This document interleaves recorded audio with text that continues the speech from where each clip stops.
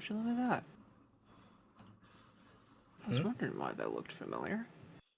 Apparently the end of that free ray gun Easter egg that you mentioned for Kawakujo is literally a reference to that World at War Easter egg. If you do it right in the campaign, you get a free ray gun. Am I even on, by the way? Throwback. Is this thing even working? Hello? Yeah, you're on. Okay. You're on. For some reason YouTube is telling me I'm not. You are on. I'm watching it right now. Then why is this not working? Like, I'm in the YouTube studios, and for some reason it's not working. Usually it would tell me here. Maybe refresh the page. I refreshed it and nothing is... It's still saying that I'm not doing anything.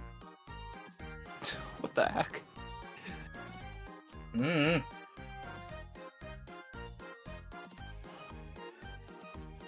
I have no idea. I mean, I'm looking at the chat right now. People are saying hi. I can see that, but for some reason the studio is telling me nothing here. There's still no one seeing anything.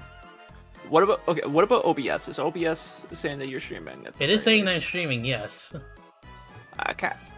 At least we're on track. But why? Okay, you know what? Let me go to my YouTube channel. Yeah, just go to YouTube at this rate. Wow, nothing in the description either? Nothing in the... Yeah, it just says Brand Friendly Gamers live stream. What the fuck? Okay, I think I feel like I need to... Okay, you know what? Fine, whatever. I'll update that later. Yeah, you can always just update it later on. Like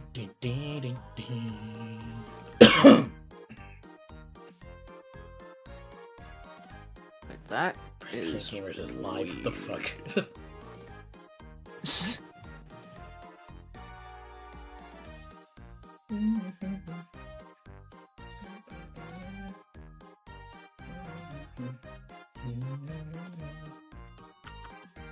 Yeah, okay, yep, you're... Hi, everyone. You're on schedule. Yeah. Hey, guys.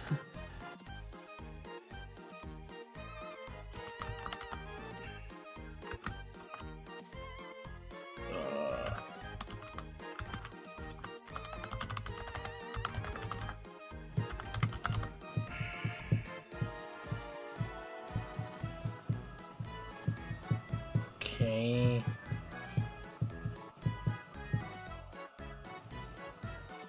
Okay, I do believe I changed it now. I'll have to refresh the page to see the change. At least, change it to the description at least, just so I make sure that, you know, yeah. Oh, yeah. Yep, it's literally the same description they usually have every time in your streams.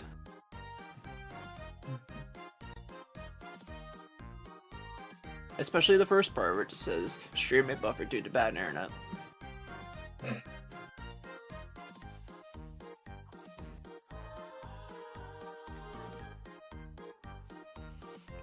Oh boy. Hey there. Okay, let me just do that.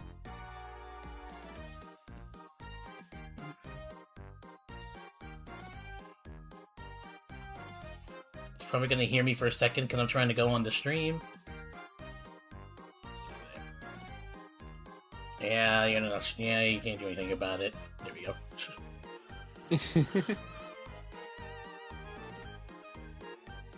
Actually, no, I probably shouldn't play that.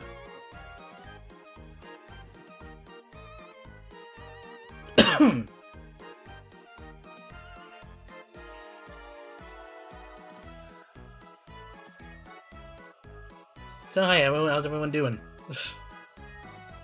Yeah, how are we doing on this, Also, I'm making sure is the chat box working too? I actually don't think I was paying attention to that. No, yeah, it's working on your stream. It's, of course, well, slow. Mainly, I think it would go a lot faster if, like, more people chat as it goes, but main point being, it's working. It is fine. Okay, how long have we been streaming for? Okay, 5 minutes. Been about 5 minutes. Yeah. Yeah. Alright, so yeah, with that being said, what's up y'all, Brad Panda Gamers here. Welcome back to another chat stream this time. And this one's actually about on the topic of the Amazing Digital Circus. Now that it's finally ended, and now that, like, you know, I guess while it's fresh in our minds, I figured why not make a chat stream, because I actually do want to talk about a lot of things about this. And I guess maybe, like, you know, when I think of it overall, because after rewatching the finale like a few times, the final episode, I'm like, maybe there's some things to discuss, and also things we may have missed.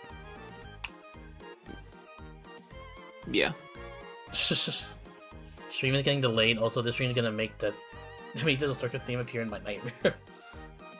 Oh yeah, well, I don't think Logan can hear it, but actually, no, you can. You? I'm just playing the Amazing Digital Circus something. Like, I don't know if you're seeing it on like share screen. Oh no, I don't. I don't. Okay, well, I'm just playing the theme right now. As like a little background music. All right. That's all right. I'll probably just play some music just from my side, just to make it not as quiet. But yeah, we're basically making this chat stream because I honestly want to hear what people think about certain things I want to talk about, and like, you know, just the Amazing Digital Circus overall. First of all, I want to hear what do you guys think of the series overall, and what do you guys think of the finale right now in your minds? Yep. I mean, look, if you want to share yours, go ahead. Well, I think we technically did, but you know, it doesn't hurt to say it again. We technically did. In a way, we did at the end of the reaction video we did to the finale. But the series overall, to me personally, I did enjoy it. Like, how would I put it? Like, I find the series enjoyable. The characters in it, each of them having their own set personality. Like, some people can be able to relate to set characters, especially, you know, what they were like in their actual lives before, you know, their. Hang on, oh my god, what was the file thing at the very end? Like, neural scans. Before the neural scans was turned into these set characters in the digital circus. But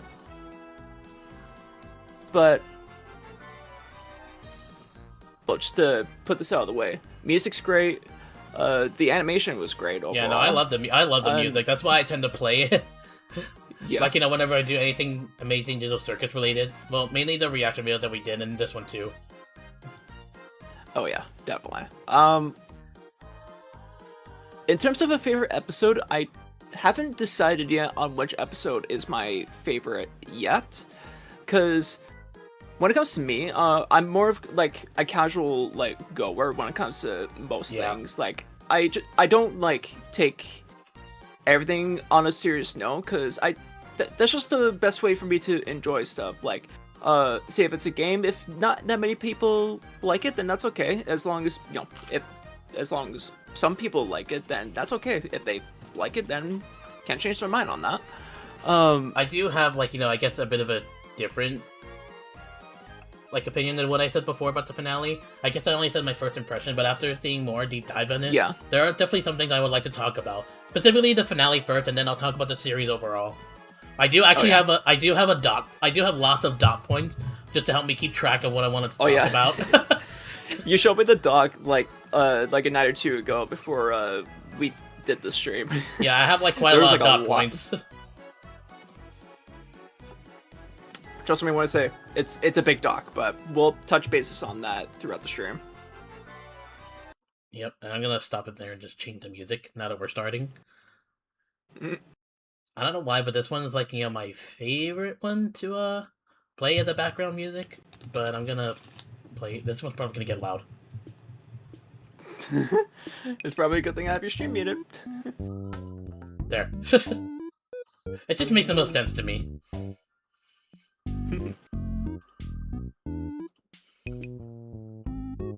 Okay.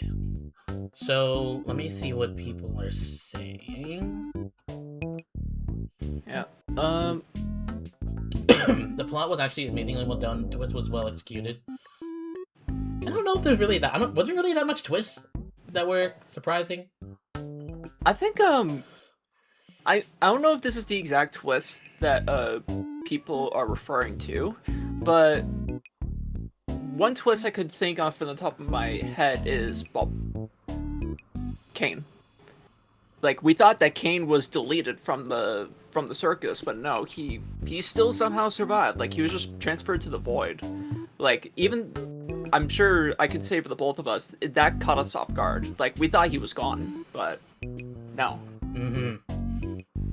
Yeah. I think, like, Jack's abstracting was probably, well, we saw it coming, okay? It was kind of like teased. Like, you literally saw in episode 7 how he had abstracted eyes.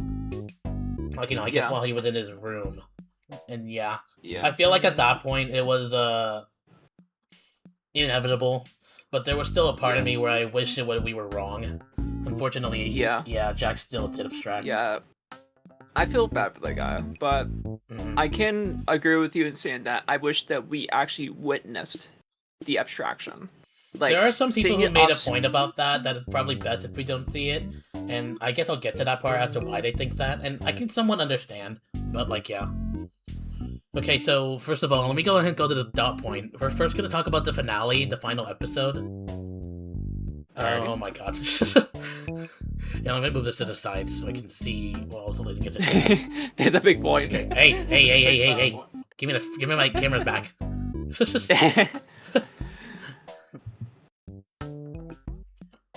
Okay, so about the finale, the first thing I want to go is about emotional impact. How did the finale made us feel? Well, I mean, you guys probably saw in our reactions, like, we were definitely, like, I guess, devastated. It was hard to see us cry, but, like, I was definitely tearing up a little bit. You seemed I was teary-eyed. Like, yeah. It was teary-eyed. Like, there was definitely a lot of mixed emotions during that. Like, we were shocked when some plot twist came around. We felt the emotion through the characters. We felt sad, especially for Jax. Like, he didn't deserve to go through all that, honestly. What did he describe when he was talking to Ribbit? Yeah. Yeah. Like, damn. I probably should have warned people that, like, in case you still haven't seen the final episode for whatever reason, there's definitely gonna be spoilers. I was gonna mention that, like, if you guys somehow did not see the finale yet, please go watch it. It's a pretty good send off to the series. Yeah. I should probably get my freaking burger before it gets cold. I totally ordered something at Spudsy's. I went to the Big M earlier. McDonald's. Well, funny you say that. That's. Speaking of, like, when I was there earlier, like, after I received my food, the worker actually complimented on my shirt. I haven't gotten a compliment like that in a little bit. I mean, well, it's a Transformers shirt, but I didn't expect that. But that did give me a little smile heading out. Good customer service. Big plus on that.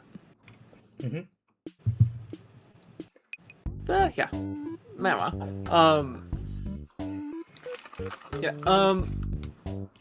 I feel like that's one thing that the finale did good is emotional depth. Like, it made us, like, feel like different emotions for the characters, essentially. Like, if I haven't said enough, especially for Jax, for what he's been through. Who avoided spoilers until the end? Pretty much us. Oh yeah, I did as well. Like, I did want to see the finale in the theaters, but I just didn't end up going. And honestly, I think it was good that I didn't end up going, or else I wouldn't have been in the reaction video with Brandon and John. So I guess it was worth it. Yeah. Alright, so yeah, I think the finale did very good and like feeling emotional. I think it mostly felt emotional because there were so many like crying way more than in the other episodes. Oh yeah. Obviously. Oh yeah. I mean, it's not like there wasn't. I think the only crying I've seen was Pomni back in the Millennium Manor episode 3. I guess when they were like when she was alone with Kinger. Yeah. Yeah. Okay, I think another thing says why certain scenes stuck with you. Well, Why certain scenes stuck with us? Oh, I don't know what go scene first on just that, stuck. Bren. I don't know what scene that was stuck with me the most. I think it's mainly Pomni and Ragatha's hug. Oh yeah. Mm-hmm. Yeah, definitely. Yeah. Like when Pomni gave Ragatha the hug, we were able to tell that Ragatha needed that a lot. Like we can tell she had so much, held back, especially, she wanted to help Jax especially, but knowing that she had to keep said promises, held tight. We knew after that like, she wanted to help, but we know she couldn't. But knowing that Pomni, gave her the hug, Ragatha, it lifted off a bunch of weight off her shoulders. Like she needed that a lot. Yeah. Okay, let me see. Oh, jeez. Oh, boy, here we go. The next top one I made is Jack's breakdown. Oof. How unexpected it was. Like I said, it definitely wasn't that unexpected. Like, again, it was teased for like a while how Jax would be the next one abstracting. Again, I guess part of me was still hoping we would be wrong, but unfortunately, yeah, he did abstract. Did he ever say the full reason why he abstracted? Because I don't know if it was like something, because when it was revealed that they were indeed just digital copies, I figured he'd be happy and he doesn't want to leave. So, we're not necessarily happy, but like, at least somewhat. Like, okay, well, they're never leaving. And also, I guess, that last line he said, I don't want to go. Yeah, that. Oof. When he said that he didn't want to go. So that honestly kind of brings me back to Avengers: Infinity War when the snap happened and Spider-Man was the last one we see on screen. He turned to dust. He said he didn't want to go. Like that was heartbreaking, especially for the fans. Mm-hmm. Even though, well, it would be predictable that everybody came back in Endgame, but still, like that was heartbreaking. Mm-hmm. I was shocked hearing Cosmo's voice for the first time. Yeah, I can see why, especially who voiced him. Yeah. His voice was so different when he opened up with Ribbit. Yeah. Yeah. The scene where we saw Abstracted Jax, I thought it was an Abstracted that escaped the cellar. That's what we thought too, like literally the first time. Yeah, we thought that too. Yeah, we know, it was like, did someone escape? And then until they later revealed that, like, they were talking about Jax, and I'm assuming that's when it was apparently Jax. Yeah. Damn it, Jax. Yep. Okay, next one here says about what it revealed about his trauma. Well, okay, so obviously some people were thinking this is sudden. Well, I guess I can kind of see why it was sudden, but to be fair, there were a lot of signs that apparently Jax is trans. Like, Gooseworks after the finale revealed just randomly that Jax is trans, and if he was doing okay, it would actually show him being like a girl and actually being more of a friendly person rather than, just this the funny guy. Yeah. I mean, now that you mentioned that, I guess that could make sense as well. Because, well, obviously, under first impression, like you hear his voice for the first time, and of course you would think he's male. But now that you say that, well, he's trans, that's the first time I'm hearing that. And when you say that, along with like, well, what he looks like in real life, the long hair, that makes sense. Mhm.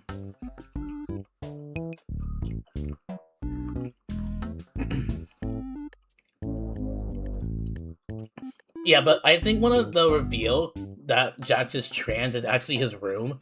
I don't know if you can notice his room, but it's literally all like, female related room. Or like a female related thing. Like, hold on, if I go back to episode 7.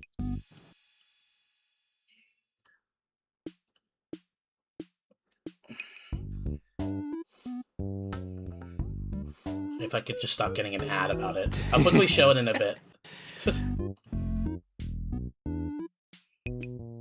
Actually, that's a good frame right there. You can stop right there if you want. Like when it gives off that aerial shot in the room. Yeah, I'm trying to find that shot. Excuse me. Yeah, see, here it is. Let me pull this up There you real go. quick. Yep, pull up on stream. See, look at this room.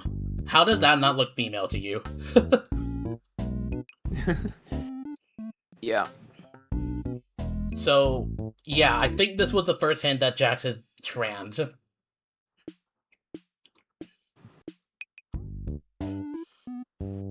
Maybe I missed a hint before the episodes after, or like the before episode, I guess you could say. Yeah. But this one here, was like, definitely when I look back, when they said that they were trans, I was like looking back at some episodes, I'm like, this one does look like the first detail. Literally his room.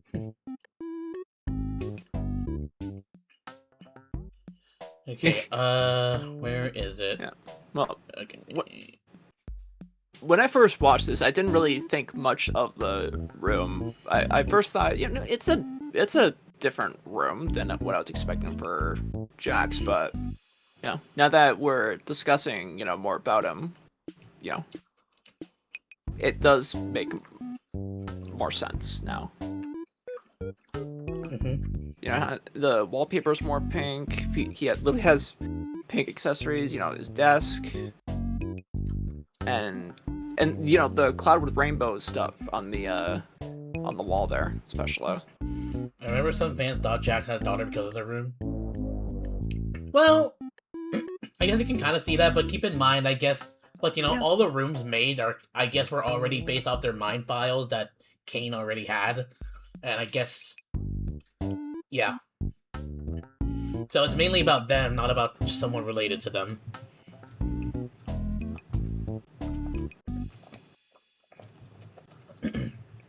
Another dog point. Oh boy. Ribbit's important to its character. Well, I think it's pretty obvious that I think out of everyone, abstracted or not, Ribbit was definitely the closest to Jax. She was literally the only one who was able to get him to talk about his parents and his family, and his real life. Have him open up, yeah. Mm-hmm.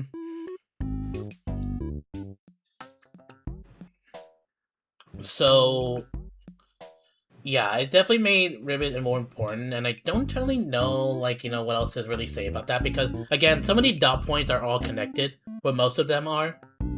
So that's why I'm waiting to maybe get to them. Yeah. Okay, but yeah, his breakdown. I guess all the scenes of Jax is that, like, there's another dot point said here. It says, why does the scene change how people see Jax? Well, here's what I personally think. While yes, Jax had, like, a bit of trauma, and, like, it's understandable what he goes through, I personally would not excuse his actions, okay? Because at the end of the day, we cannot forget that Jax, unfortunately, let Ribbit feel unwanted and unloved, and because of that, that's why she abstracted. Literally, Kinger said it, okay? Like, hold on. Kinger said it in episode 3. I'll have to look for that part.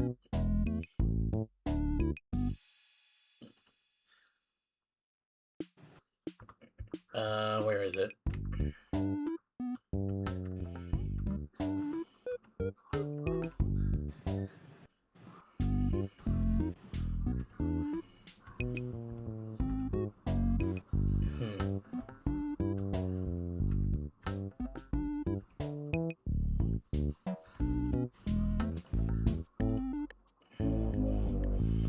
I think I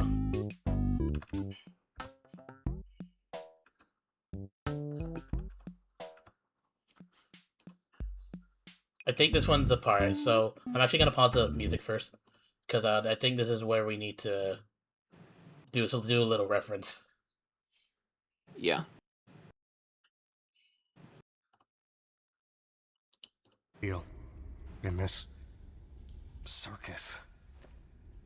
Sometimes it all just feels pointless. Yeah. But it's not. Not if you have people who care about you. Good memories can do a lot.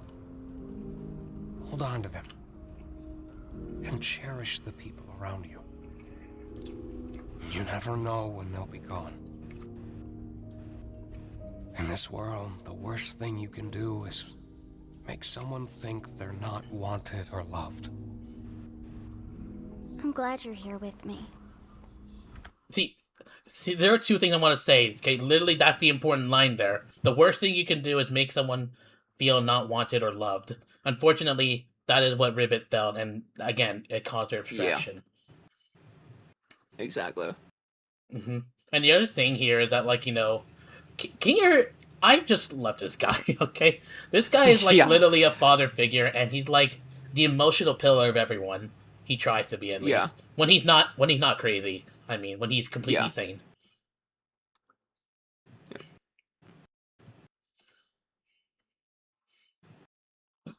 But yeah. Especially, you know, with the guy, you know, technically being the oldest amongst the group.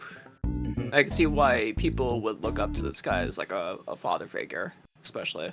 Sure, maybe crazy whenever, you know, he's in a brightly lit room, but if you're in, you know, a dark room, like in the situation here in the manor, then... Because he is the father? In a way, you're not wrong, because, like, you know... Yeah, exactly. Like, Kinger was part of making Kane, who made the whole circus. So, in a way, you could basically think Kinger really is a father. Not just to Kane, but literally to everyone, I guess. My god, I love this dude.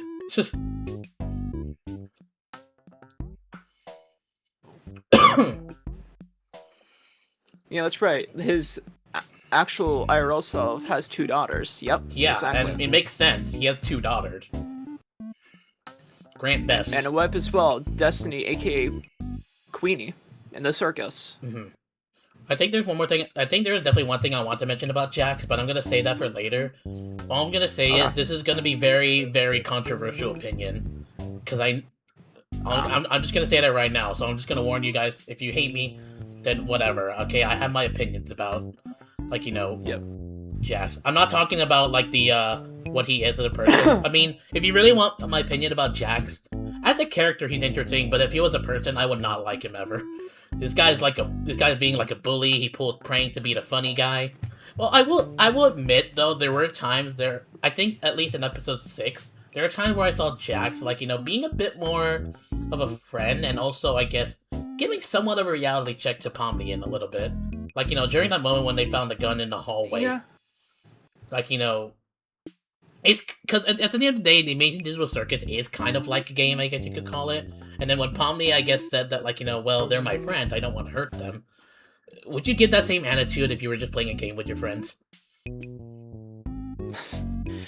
I mean, if you're just playing a game, then, you know, go all out, I guess you could put that way. Actually, thank you, Nutty. I actually want to quickly talk about the Isn't She Lovely? I personally think that's going toward Jax, not necessarily Pomni. Because again, we know Jax is trans, and I think that Isn't She Lovely is just is going towards Jax, not Pomni. Again, I'll explain a bit later, but yeah. Okay. Now, next dot point here is about Ribbit. I mean, I guess we can kind of, like, you know, I guess we kind of already said a lot about it. Okay, says here, why it hit so hard? Well, I guess you could say Ribbit, like, you know, she at least was trying. And I don't think it was really a mistake to pry. Still haven't recovered from my flu yet, but, like, yeah, I get that prying can still be bad, but sometimes it can also be good. it's really hard to tell when Yeah. to do it. Sometimes you may have to weigh the risk a little bit, but yeah. Yeah. Jackson and Matrix, though. You know, now that we know that he's trans, I can see that being a thing. Yeah. I don't know why he made a fuss about it, and was it episode... I know it was the episode where they went to multiple adventures. I'm trying to remember, like, which episode that was. 5. 5. Yeah, thank you. 5. Mm-hmm. So I don't know why he made a fuss about it. Mm-hmm. Yeah, honestly, the way how Ribbit was, I feel like, I just feel like she was definitely a character that did not deserve abstraction. But my god, Jax just had to do it. I don't know if Jax is responsible for Kaufmo's abstraction. I don't really know entirely what happened, but I guess he was just going insane about leaving the circus. Yeah, I mean, call back to episode 1. You open up his room, and literally all you just see written all over the walls is just, the exit to the circus, Who's going crazy about it, because he saw the door. And Jax didn't believe him, so I don't know if it was Kaufmo that locked himself in, or it was Jax that did it, I don't know, but if it was Jax, then... See, I wonder why, why he abstracted, but there's a part of me thinking that, maybe he did enjoy the circus when it was Jax and Ribbit, getting along, but ever since that started to break down and Ribbit extracted, I guess that's what left Kaufmo to be, I guess in a mental disarray or something like that, he really just wants to leave at this point, because he can't really get close with anyone else besides, I guess, Jack and Ribbit, but since Ribbit abstracted and Jack is a completely different person, being the whole asshole that he is, then, yeah. Yeah. Not to mention, when I look back at episode 1, apparently there's some people who didn't, laugh at his jokes, so I guess he just felt like he didn't belong, and yeah, I guess that also led to abstraction. Yeah. But I still think the biggest move was, again, Ribbit abstracting. Which, again, who's responsible for that? Ribbit was just only, trying to do what every friend would do, Mm-hmm. Be there for her friends. Giving them a reason to trust her, but we all know that Jax pulled off that stupid stunt. Mm-hmm. Now... next one here apparently says about how it reframed Jack's behavior. We don't really know, really. It's not that it really reframed his behavior, I guess he just chose to. Yeah. I feel like if he at least just let it all happen, just let it out, instead of just trying to be, doing all this. I'm not sure why he did that, honestly, now that I think about it. Yeah, I don't know. Why did he try to push away Ribbit after having a whole prank thing? She literally is trying to talk to him and trying to make up for doing something wrong and still willing to keep the secret, but, some reason Jax is just, Jax just pushed her away, essentially. Yeah. That does tell you that actions do have consequences, and the consequence led up to Ribbit's abstraction. Yeah. Okay, the tragedy of their relationship. Well, again, it was mainly because of Jack pushing her away. Actually, there is something I want to note. The more I look at it, then the more I wonder. Where is it? Yep, ad. Ad. Yeah, I'm gonna pull up another YouTube thing.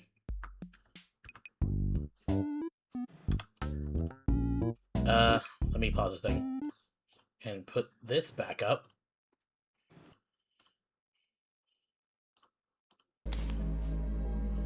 Here's one move that I'm confused about. This.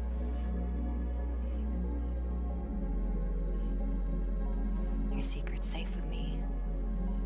See, what I'm getting at here is that I don't know what or how, but I think Ribbit somehow knew that Jax is indeed trans. That's why this bow tie, she put it on him.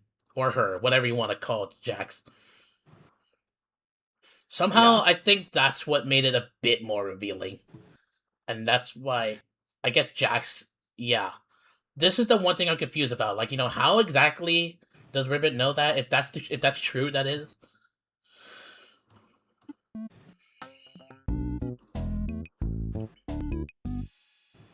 Jax didn't mean to push away Ribbit. I think it was just his instinct making him push away Ribbit.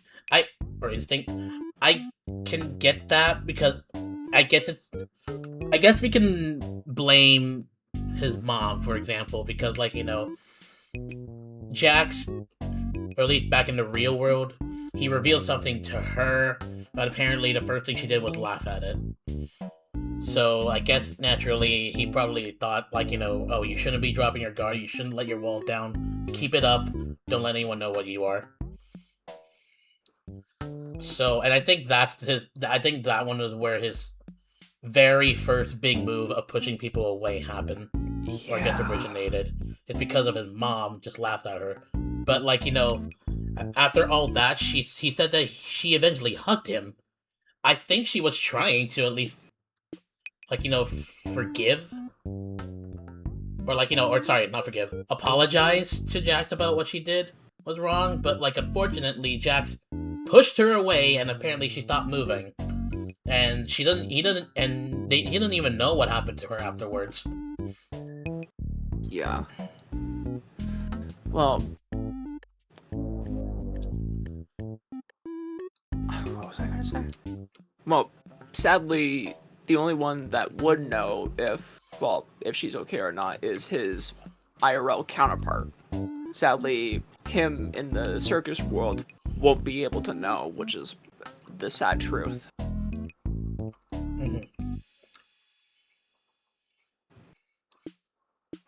I think this episode is perfect timing for Pride Month with Jax and with Gangle and Zooble during the credits.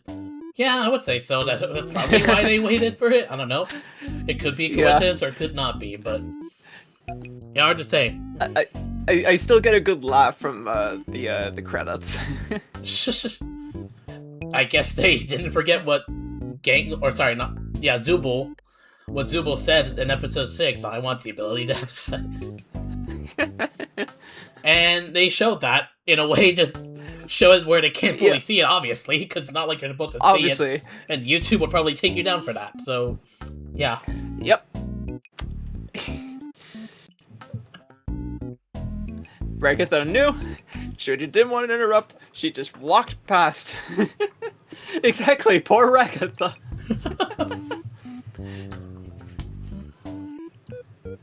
But yeah, I guess that's it for this one. The next dot point is Pomni's arc. This one's going to be an interesting one. Oh. So we're mostly done already with Jax, but we're saving another bit of that for later, so then we can connect the dots with another arc. Yeah, I guess we'll talk about each character. Well, when we get to the series overall part, that's when we'll talk about the I guess each character overall. So Pomni's arc in the finale, well, I guess you can count this as being part of the overall series, but his dot point said here her fear and panic throughout the series. To be honest, I think Pomni definitely is a strong person for a quick adaptability. If I'm even saying that right, because she was quick to. I mean, if Kinger said it, let me just go ahead and do another YouTube thing. Yeah.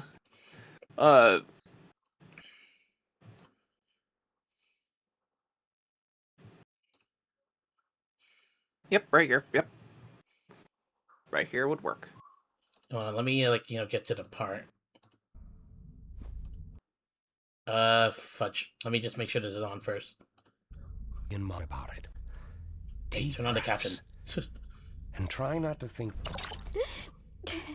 It's still heartbreaking to see. I could uplift everyone, but see, actually, I want to talk about that real quick. Okay, Pomni is just someone who also wants to try to uplift everyone, kind of like Ragatha, except she's done it and completely focused on positive instead of just both sides, or I guess keeping it balanced. But yeah, everything's gotten so bad for even anyone could have predicted things to play out the way they did. Again, Kinger working his magic here. Yep. I don't know what's gonna happen. You know, Out of all the people I've seen enter this place, I don't think any one of them adjusted as quickly as you did. I was a nervous wreck. So was I. It's a lot for anybody to go through. But while the others took weeks, hell, even months to get used to everything, myself included, you found your footing in a matter of days. And not just that, you've also become someone they can trust, even if they don't seem receptive. It's times like these they're gonna need someone like that the most. Yep. You're very strong, Pomni. And I know you'll be able to get through this. We've been here before. Have we? Yeah, Have we? back in the Milden Hall Manor. Oh, yeah. I doubt you remember. See, I actually want to talk about this. Isn't this like another maybe alternate file that Kane did? Because maybe deep down Kane knew who Kinger was, his creator, and that he just altered his mind file to just be like only completely sane in the dark. Because I don't know if that's actually like, a characteristic or trait that Kinger would have, or Grant Best, in other words, would just have. But yeah. But yeah, like, when we get to this part, you can literally see that, we can literally see how this literally proves Kinger's point. Like, her adaptability is so strong. Like, despite everything being literally dark, being in their dark times, then, like, who's the first one to adapt with Kinger? Pomni. It goes later to Ragatha right here, and then Zubul and Kangol. Then, of course, Jack's just, again, being away from the group. Being Jax. Yeah. Jack's just being Jax, yeah. Yeah. Oh, man.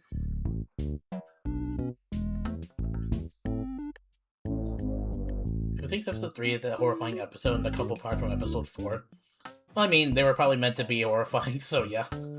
If you're talking about, like, the time when Ragatha got the stupid sauce and saw Gangol's face, sure, that definitely looked horrifying. And I think also when Jax was getting the training room, and then eventually you see that, first, are you smiling? No. Why not? Jeez Louise. But yeah. What else does it say here? How she finally reached acceptance? Well, I'm gonna be honest, I don't know if I ever discussed this, but after episode 7, part of me predicted the ending would be that they would eventually accept their lives in the circus. Because, like, as long as they still have each other, it's one of those, like, kind of thing, then, like, it wouldn't be so bad living in a circus. Until Kane's redemption made it better for them. Yeah. So, yeah, Now, apparently another dot point says why her ending felt earned. Well, it did. Like, Pomni is just, again, trying to someone who, like, tried to uplift everyone. And, just make sure that, like, they all just stay uplifted. I guess in a way, Pomni's also trying to be like what Kinger is, being the emotional pillar in some way. But yeah, just at least someone they can rely on. But then again, she already did that. Someone they can trust, even though they don't seem receptive, as Kinger said. Yep. But yeah, anyways, we're done with that one. Oh boy, yeah. The next one is Kane's redemption. Kane, ooh. Okay, so this one, Boy says, how he changed after understanding the cat's suffering. I think it definitely felt a little sudden. I don't know why. I think it was a little rushed, that it was just that sudden. I mean, I think what really changed his mind more is the fact that he took their real names and I guess searched them up and see what they're like. And that's how, and like, saw how they live as humans, what they do in life, or in their world in this case. And then that eventually got him to understand, like, how humans work. And, oh, hey, John. Hey, John. I need to change Good the evening. Oh, webcam time. Hello. Webcam time. Yeah, we're Fair doing this warning, one. one of my lights in my room is not working, so the lighting might be shit. That's alright. I mean, look at this Got light. one time Only to thing hear is now weird. I'm cut off. Oh my god, it's cut off on this video. Hold on. I'm gonna have to adjust this. Quick break, guys. Well, not really a quick break. I kind of have to think. I have to leave the thing on so that way I can change it. I'm gonna say like quick break from a discussion while you fix up the source in OBS. Okay. Okay, that's okay. Logan is half cut off. All you see is his head.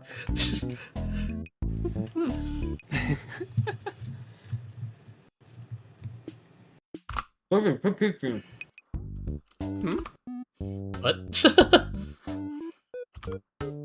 Quit peeking.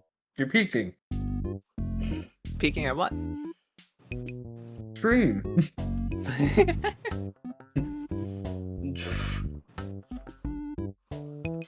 Okay, I guess before we continue on, before we already talked about, I guess we will go back a little bit on some of the top points. John, do you have anything to say about Jack's breakdown?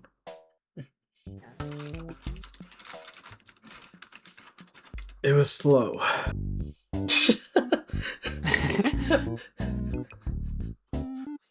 Actually, that is another thing I want to just talk like, about. There have kind been of- some people who complained about, like, half of the finale just being about Jack and half of it just being Kane's redemption, and that's it. There was barely that much focus towards the other characters. Fair, I can understand that, honestly. I can understand that because, like, you know, Jack's is like, you know, the whole thing getting inside Jack while he's abstracted was like a whole 25 minutes, right? And that's literally half of the whole final episode, basically.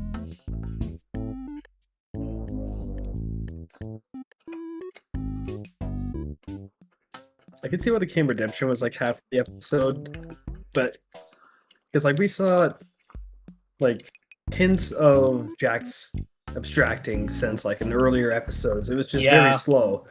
But then like we didn't really get to see it actually happen, which I think technically the first Fair, one was episode 6 when he was like having a bit of a, I guess what looked like some sort of heart attack, like, you know, at the near end of the episode when they were in the favorite character award.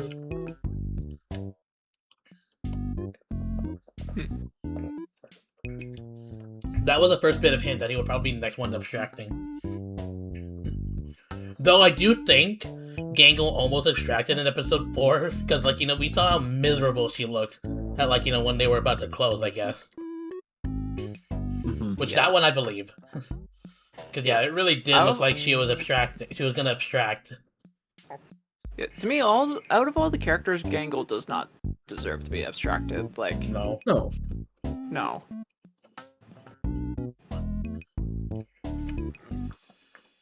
But then again, if we had the choice of who abstracted and who doesn't, I'm sure none of them would abstract, but it's bound to happen. Yeah. I mean, that's... In a way, that's like a myth. Like, there's no real-world, like, possibility where, like, every character in a series is bound to survive. Even though we would like that, but at the same time, without, you know, at least a character or two, you know, just dying in the series, then how else are you gonna, you know, The frick? you know, develop the character or Shut develop up, the frickin' story? doorbell. If that makes sense. What about the doorbell? Someone ring the doorbell. I think someone's out there. My bad. Who is that? Who are you, strangers? We're talking about the Amazing Circuits right now. Amazon, is that you? Amazon. That is not Amazon. That is a black truck. UPS? What? Is it a UPS truck? I don't know. Okay, Yeah, you guys get what I mean, though, right? There is no like real world where like every character is bound to survive in any game, movie, or series at all. There's technically, bound to be some. I think there was one. I forgot what it was, though. Nah. But yeah, at the And same time, yeah. Yeah, in every piece of media, there's bound to be a character or two that's gonna, die eventually. Or just disappear in a way. But yeah. Yeah. Get to know Dog Point John, if you have anything to say about Ribbit in her review. I wish we got to see more of Ribbit. I'm not gonna lie. Honestly, Seems like a very friendly character, but then like she was very brief. Mm-hmm. Yeah. Apart from the promo for the merch for the finale. Oh yeah. If anyone watches those. The digital days. So there's that. But then apart from that, we don't get to see her much. Or very many of the characters, and I wish we could have seen a bit more of them. But what I like this one comment though, where they said that this little advertisement video somehow Kamala got more lines than the finale in that one. Yeah. That tells you everything you need to know. Yeah, unfortunately, Kamala and Ribbit didn't really get that much screen time. I mean, to be fair, they weren't really. I guess they weren't really meant to because they already abstracted. But they're at least they're just trying to reveal why Ribbit abstracted, and unfortunately, it was Jax. It wouldn't make sense for the plot, unfortunately. Yeah. All right. The next one here is Pomni's arc. Do you have anything to say about that, John? Pomni's arc. Pomni's arc. Trying to rethink it over for a second. I guess it's It's kind of like what Kinger was saying. Like she adjusted the quickest, and I can definitely see it. Like probably a couple episodes, like she loses her mind a bit, but in the end, like she adjusted fast. Yeah. Like I'm guessing in the real world, her being quick to adaptability is what makes her strong. Yeah. Yeah. Because probably like by episode 4, maybe 5, fine. I mean, I think episode 3 is when she finally adjusted because of the whole talk with Kinger. But respect for adapting so fast and. Yeah, no, I probably wouldn't be adapting that fast. Yeah, no. It would definitely take longer. I mean, nice you don't have to worry about dying, but like. Well, that's not technically true. Abstraction, in a way, is kind of death. Well, yeah, but all you have to do for that is not lose your mind. Yeah, no. Yeah. If you have friends, you're good. Anyway, and now we're back to where you were before you joined, Sean. Kane's Redemption. Oh, let's go. Yeah, again, we were on the dot point that said how he changed after the understanding the cat's suffering. Again, I think it really just took searching up their names while he took chance of the he took a chance with their names and searched them up. And took a chance with a free Wi-Fi to look them up. And that's what made him finally understand. Yeah, and then that's when I guess that's when it started. He saw it, he said, I was irresponsible. But then, of course, he still had a bit of a battle with the blue thing, the blue AI. Which I still don't know. I don't know if we know much about it. Some people are assuming it might be Bubble. The other AI, I guess. I mean, despite Kane creating Bubble, but I don't know. Because he didn't show up in the last episode. Was mentioning that in chat. Really, what you said, Crystal? In the last episode. Yeah, even though we saw a Bubble next to him in the finale when he was in the void, but other than that, there's not much to say about that. On one hand, was Bubble somehow the secret villain?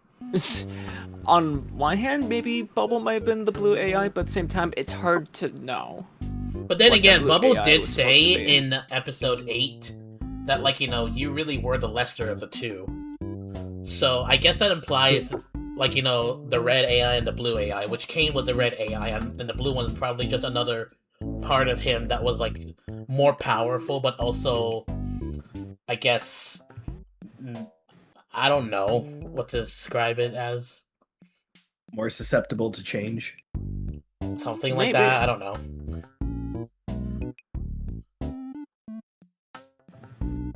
Yeah, it was the blue AI who was mainly the evil one, not necessarily Kane. But yeah, that gets at that. The dot point here is the digital copy twist. When it was revealed that they were actually copies and they're not actually real humans that stuck there. Then again, you did in the reaction video you did say that you predicted that, John. I don't know when, or was that like in the middle of the final episode that you thought That that the circus crew was actually were digital copies of their human selves. that was around the end when everyone was witnessing, I guess, who they were copied from still out there living their lives as if like they were never in a headset. Yeah, I actually never caught to this, but thanks to Nico, he kind of helped confirm this. They actually figured that out right at the beginning. That's why they, like, you know, I guess cried, because when Kinger was talking about the brain scanners and Kane got them working again, apparently that's when they figured out that they were digital copies. Yeah. I somehow missed that. I got no hint of that until the Yeah, end. but, like, you know, I think Yeah. the reason why they were breaking down about it is because, like, you know, they know that their human life is out there or doing their own thing. I think they're breaking down about it because that means they're truly trapped forever. That's when they, I guess, revealed. Yeah. Unless it's the case that like you watch the finale, but then that's when you go back to the start of the series and then that's when everything starts making sense. Like, oh, I know now. When it's like if you're watching through it for the first time, it's like Yeah, the brain camera doesn't really it click. copied their minds, everything their thoughts in a file, and I guess it was pasted into the circus, and that's how they were poofed just right there.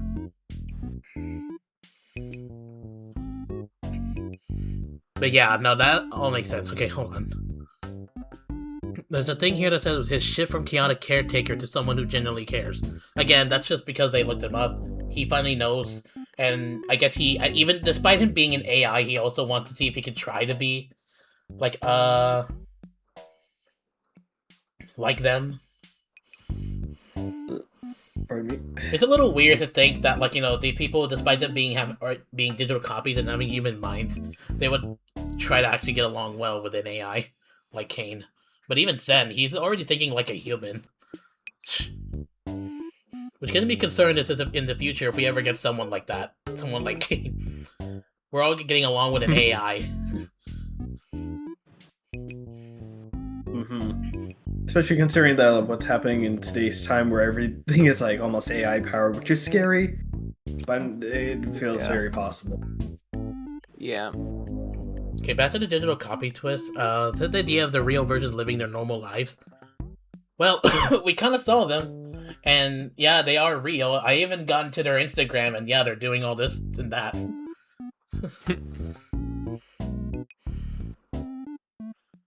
So, yeah, hold on.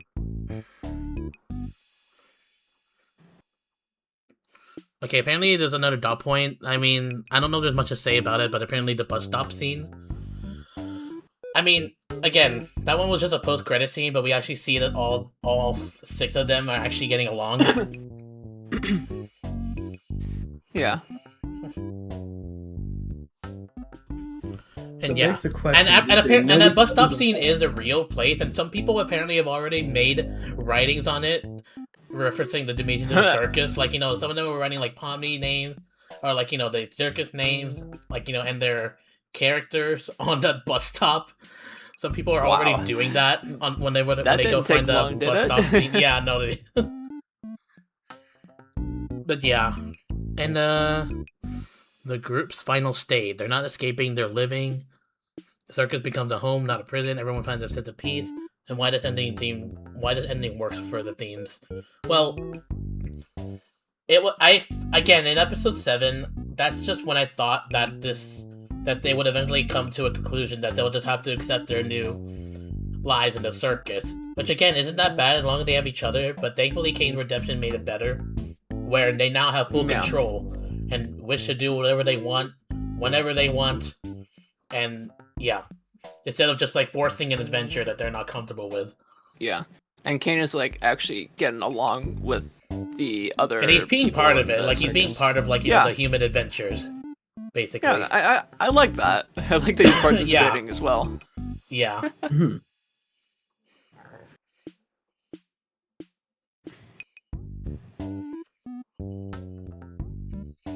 Alright, well, that's basically all the dot points for the finale. Now we're going to talk about the series overall.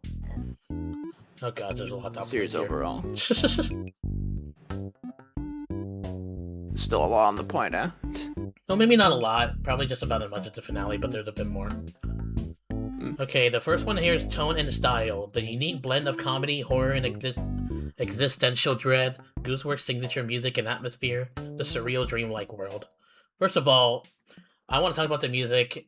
I love it a lot. Yeah, Banger. I don't. I don't have love. any I complaints with definitely the love, music. like, you I know, love how they it. have different variants of the original theme. Like, you know, literally the one I literally just played at the beginning. There are even some fan music who are also, like, including that one because it's, like, a very iconic theme for the Amazing Digital Circus. And I just find that amazing. Yeah, hold on a second. Whoops.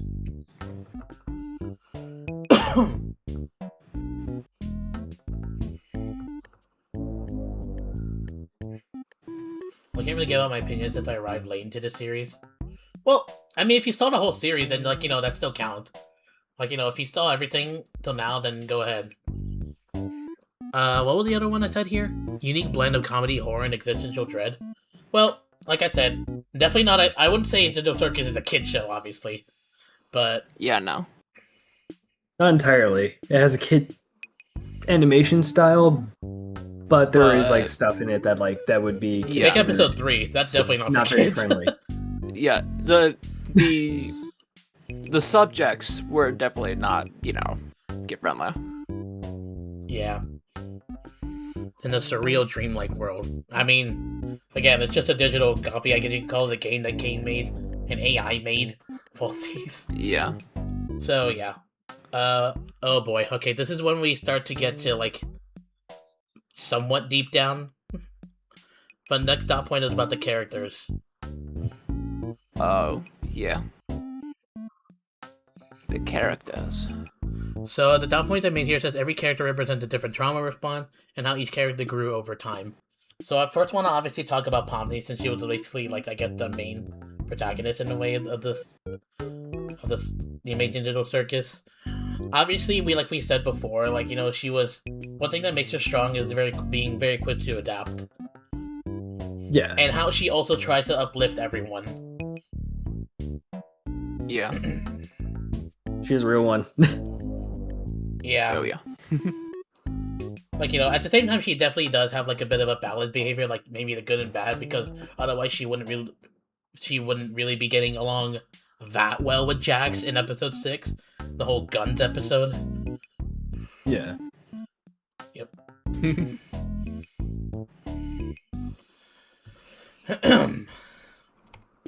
Freaking evil Pomni and all. Oh boy, but yeah, who's next?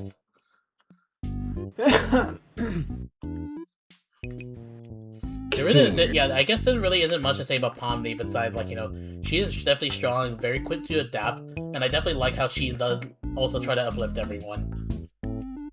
Oh, yeah. Like, you know, despite being, like, you know, also someone trying to adapt to the circus.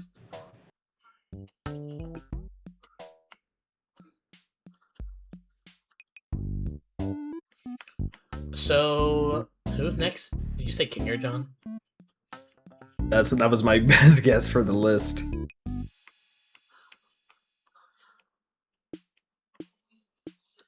Was he actually next, or who was up next? Yeah, I guess we'll talk about Kinger next. I'm not gonna lie, I definitely feel really bad for Kinger for being alone for how long after everyone else abstracted before Ragatha came. I don't know. Yeah. I would almost like to assume he probably would have abstracted for being alone for that long, but, like, no, apparently not. Yeah. I don't know how long he was he's strong alone that there way. for a while. Actually, I wonder if that's why, like, you know, maybe Kane didn't need Alter his file to be, like, crazy, but not, like, crazy insane to the point where he abstracts, even in daylight, because he was literally the last human there before everyone else abstracted, and then came Ragatha. Yep. Oh man. The only thing I hate from the show is the talking fish and disappearing guy, Abel, the monster from episode 3, and the mannequins. The mannequins meaning the NPCs, right? I'm assuming that's what you are because the NPCs do look like mannequins. They do. Little bit wooden figurines. What about me? Abel could see why the talking fishes, maybe. They're a little weird, but what's wrong with disappearing guy? He's my man. Oh, say. Oh, say. I can't do that. I don't have any powers right now. Because this is a stream. I don't like it whenever it gets cut off whenever he talks. That's kind of the whole point of the comedy, though. Yeah, that's also the whole point of his about name. Disappearing guy. Like if he, it's kind of I believe it's meant to be a reference to the perfectly cut scream that make people laugh a lot of times. Yeah. In a way.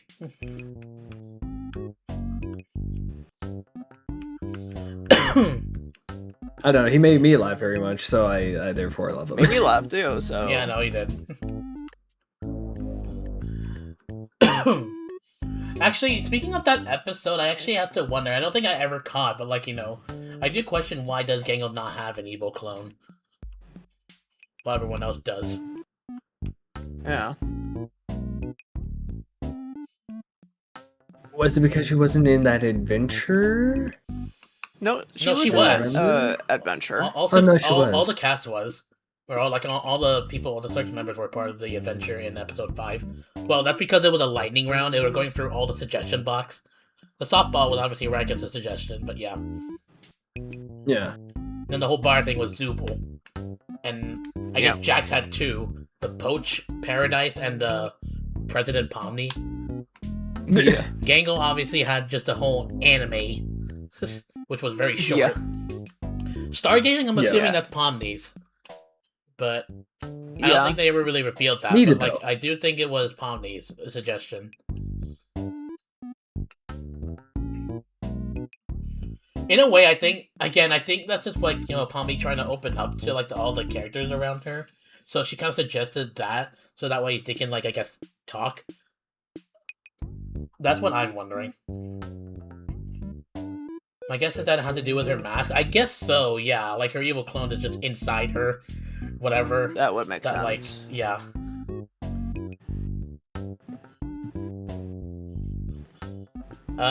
Who's?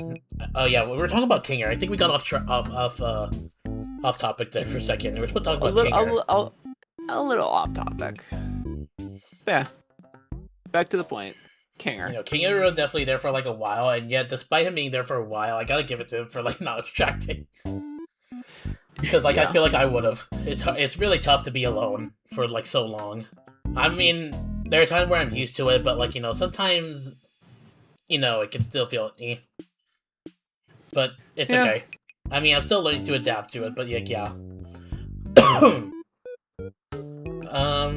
What else? I mean, again, me and Logan never said much about Kinger. That he's basically the father figurine of the circus. Which actually makes sense, even towards Kane, because he is part of the creation of Kane. And the way he acted with, Pomni and Ragatha, it's pretty obvious that, that he's definitely the father figure. I know he didn't really do it to Gangle and Zooble, but I think those two just have it for each other. And, yeah. Yeah. Stargazing might be Kinger's suggestion? I don't know. It's hard to say. No one, I mean, the episode never said who suggested it. But, yeah. I could see it being Pomni's, though. Yeah, no, I could see it being Pomni. Yeah. After all, she did say that she could finally relax and all that stuff. So, I think that's just a bigger hint that's more towards Pomni. Kinger is supposed to be the crazy one. I doubt people want any calm one like that. I mean... Even though it is literally set in the night, which is dark, you'd think he would. Yeah, I was just thinking that. Be alright with that. Yeah. This goes to show how weirdly Kinger and Pomni are definitely alike. Yep. So yeah. What else does I say about Kinger? I mean, yeah, he's also like an uplifter and people's emotional pillar, and that's what I like about him a lot. Yep. Yeah. I feel like they're I'm pretty taking sure the. that's I what feel everyone see. likes I feel like about that's why they made him like a little chess piece. He's being like literally a pillar-looking person, but that pillar is basically the emotional one. I wonder if that's Good like a point. secret. Good I wonder if point. that's a secret to why he looks like that. But yeah, Yeah. Who knows? it's just. Who's the next person? And I feel like I want to talk about Ragatha. Yeah. So obviously Ragatha was like someone. Well, obviously to Pomni, she was like the first real friend that she made in the circus. And I think next was like I guess Kinger. We don't really see her. We don't really see Pomni like doing really shit with Gango and Zubul, but like yeah. Obviously Jax is the one that took a while. It took until episode 6, I guess you could say, or 5. In a way, you can probably count 5. Potentially. I think the reason Kinger was in the same mind state because the stars were casting light. Maybe, I don't know. Maybe. Or the moon.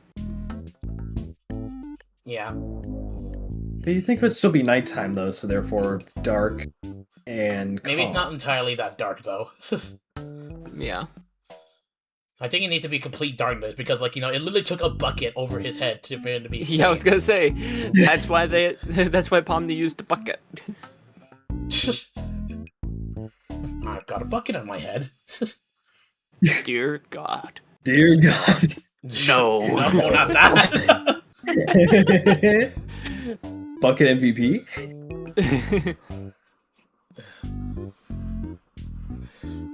Okay, but yeah, no, going back to Ragatha, I definitely liked her character. I can understand why people don't like her because, like, the one downside she's been doing is, like, kind of trying to fake her feelings and giving, like, give a fake persona.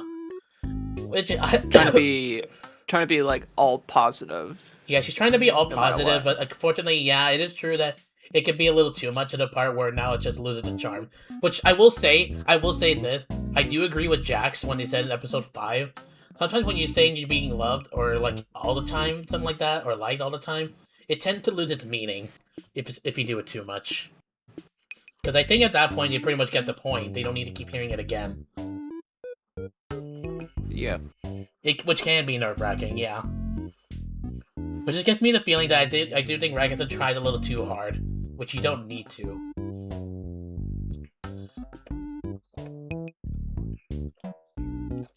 All you really need to do is just keep being present for people, I guess you could say. You don't need to, like, try too hard.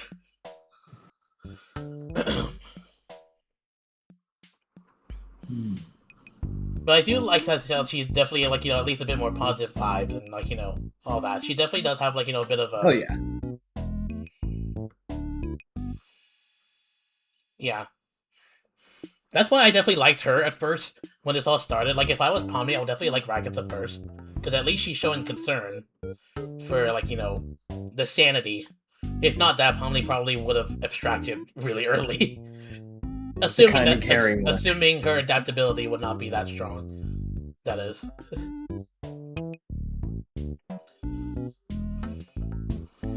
Which, holy crap, by the way, I don't know if you guys saw, like, another short from Glitch after the finale of Kane's Fear. I don't think I watched that, actually. Hang on. John Thule just I haven't seen it either. Give me a second. It might be best if I pull it up since I'm, like, trying to, like, yeah. Oh, fair enough, fair enough. Why not? What the fuck? Glitch. It was a short. Hold on. Yeah, what does Kane fear? And I gotta say, it's definitely something. Let me see here. Can I pull it up?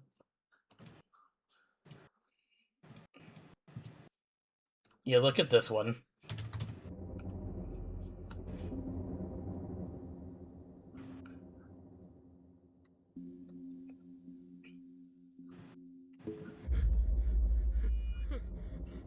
Oh.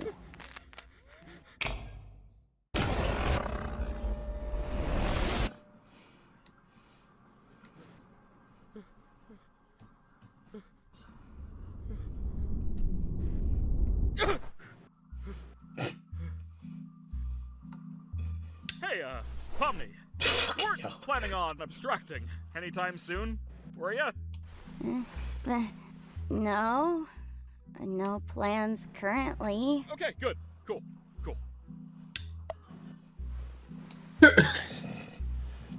She's so But that was basically it. The rest is just advertising the rest was advertising the abstraction products.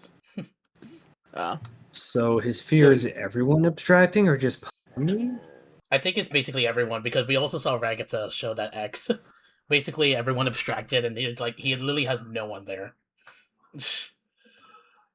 Yeah, I could see him being afraid of that.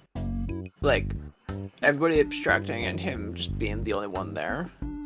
See, now that he's actually developed, I guess, after seeing, like, what they're like, not even as an AI, you can tell that he, like, at least developed these, I guess, feelings towards these humans, digital copy of the humans, and now he's like, now he doesn't want them to abstract.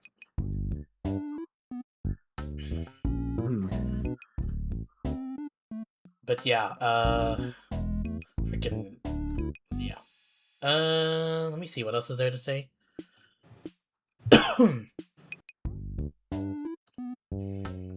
So we're talking about each character throughout the series. Just general thoughts of them. Yeah, what were we saying about Ragatha? I mean, I think I pretty much said everything about Ragatha. I don't know if you guys have anything to say about her. Or Yeah. Kinger. No, I think we've gotten the main points across. Yep. Still got a few more characters to discuss. Excuse me. Yeah, and I guess the next one I want to go with is, Gangle, Zubu? I guess. Gangle. Yep. Oh, jeez, where should we start with her?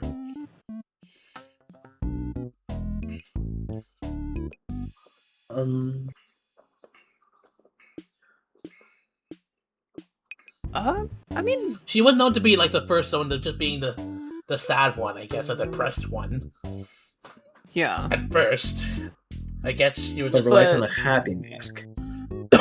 Yeah, but in a sense, like, she's unable to, like, control that. Because I guess with, like, those files, as you mentioned, with Kane must have altered it a bit, where she needs that mask to be, well, happy. And of course, if it's broken, then she's sad. But then again, I think her struggle is again, I guess it's not necessarily just a sadness, but when she put on a mask, I think this is like a perfect example of masking your emotions. It's not really a healthy thing, and that's why even with the plastic mask in episode 4, it doesn't work that way. It's just, I guess you just have to accept your feelings, accept that you're sad or something. I think that's what Yeah. Diego's struggle was. I think. Yeah. That one's could be just right. episode 4 is literally just an example of masking emotions. What they did with Gangle. But it's a very real thing. Yeah. Very. That mask didn't work. Sometimes her comedy mask keeps breaking. And I guess she just tends to struggle with I guess trying to accept her sadness. But she does eventually, because you can still see her wearing the sad mask even at episode 7, but you still see her smiling during that beach episode. Yeah. So I think she does eventually get to that. So Yeah, she at least grows she's able up- to grows accept to her. Yeah, she's able to accept her feelings, and you do see that. Yeah, at the finale. Especially she shows her drawings to Kane, and especially that the scene at the end. When they're all sitting at the table. She's not sad at all. She's happy. Yeah. And one of I'm my sure, favorite, I will I- say definitely one of my favorite lines in episode 6 from her is "We need to find the Tommy gun." We need to find the Tommy gun. No! Oh man, but yep. That's all I really could say about Gango. But otherwise she definitely had an interesting character development about accepting your feelings. Yeah. I don't think she had that much relevance in the story, unfortunately, which kind of sucked because I do like Gangle too. But yeah, Yeah, but she does have a bit of a I like message with her character development But about main accepting character your for feelings. episode 4, though. Yeah. Now, Zubul... Oh, boy. Zubul, I'm gonna be honest, like, I definitely like Zubul. Like, just being a bit of a grumpy and, like, just be like, fuck you kind of thing. Yeah. But, like, I get the reason I'm a little bit disappointed with her is because, like, she barely felt like she had any relevance throughout the whole series. She's just there. Just at least for Gangle, and that's just it. Like, we don't even see her in the adventures of the first few episodes until episode 4. But at the same time, like, in episode 3, we also see that she too is struggling with, like, I guess accepting her body or whatever, and accepting herself, I guess. I don't entirely know the message about Zubul's character development. I think it was revealed in, like, episode 7, when she was talking to Jax at some point, saying how, like, you could change, but, like, at the same time, you can also accept, like, what you are already, or something like that. Maybe in case you're not. I don't know the message entirely. I'll have to look back, because I don't think I've seen episode 7 in a bit, even after the finale. I heard something downstairs. I'm just gonna check on that real quick. I don't know what that was. Okay, then. Okay. Also, something how she pointed out that she wanted to leave her mark in the world. Oh yeah, that's right. She wanted to leave the mark in the world. Like, well, and we also know that she's a bartender. She likes working at the bar. And also, I forgot to mention that about... Yeah, thank you, Con. I forgot about Gangle being, like, a fast food worker. And and also Gangle, how she likes art and, like, I guess, drawing-related stuff, which is cool. And I guess Gangle... Yeah. My god, the tragedy of her getting hit by a truck, and that's what caused her injuries. Yep. That's definitely, oh boy. Good to know her. Wait, like, did they ever reveal if, like, the story they give to these digital copies are, like, based off what happened in real life? Because even we saw the, what was her name? Zoe Raghavan? The real person, the real human of Gangle? Like, she also had, like, a bunch of bandages and something, like, or not necessarily bandages, but, like, I guess, just basically healing equipment on her. So I wonder if it was based on a true story. Like, Zoe actually got ran over, and I don't know if it's necessarily by a truck, but, like, she definitely got ran over, and she got, like, went sent to the hospital for that. Yeah. Oh yeah, thank you, Con. And also Zubul was a tattoo artist too. That's kind of what makes her and Gangle alike. They're both artists. Yeah. Apart from the bartending, but that's just his own thing. Not that, but the artist part, they both, click with that. Yeah. Mm-hmm. But other than that, like, I definitely like Zubul the character. I'm not entirely sure what her character development is, the message is, but maybe, yeah. Well, I definitely like because of what Zubul is in the circus. In every episode, you see her changing her limbs to find what's perfect for her. So I guess somewhat like Gangle to accept your feelings, but for Zubul, it's like accepting yourself physically, like who you are. Yeah. At the same time, I feel like I remember Gangle mentioning that in episode 6 when they were doing the whole gun episode. Like, at one point, Gangle and Zubul had, like, a moment together of talking, and I forgot exactly what it was. What was it again? It was like Gangle saying how you're supposed to accept the one thing that you hate about yourself or something. But then Zubul said, like, because it's a part of what you are. So eventually they both go to the part where they accept each other, or what they are. Yeah. It's a good moment for the two characters. Yeah. Yeah. Shows they have a bond. I don't entirely remember, but I definitely know it's definitely about self-acceptance for both of them. Yeah. But yeah, I like that. What do you guys think of Bubble represents about Kane? I feel like Bubble is just another, like, despite it being said we don't know much about Bubble. Yeah, we don't really know much about Bubble. I don't even think Bubble really has that much of a personality. It's just I guess Kane's right-hand man or something like that. Bubble's a Bubble. That's all I can say. There's not really much lore Bubble Bubble did have some funny moments, though. I will say that. Yeah, lore-wise, like, nothing, almost blank. Other than just being another... yeah. There you go. Yeah, I got one more.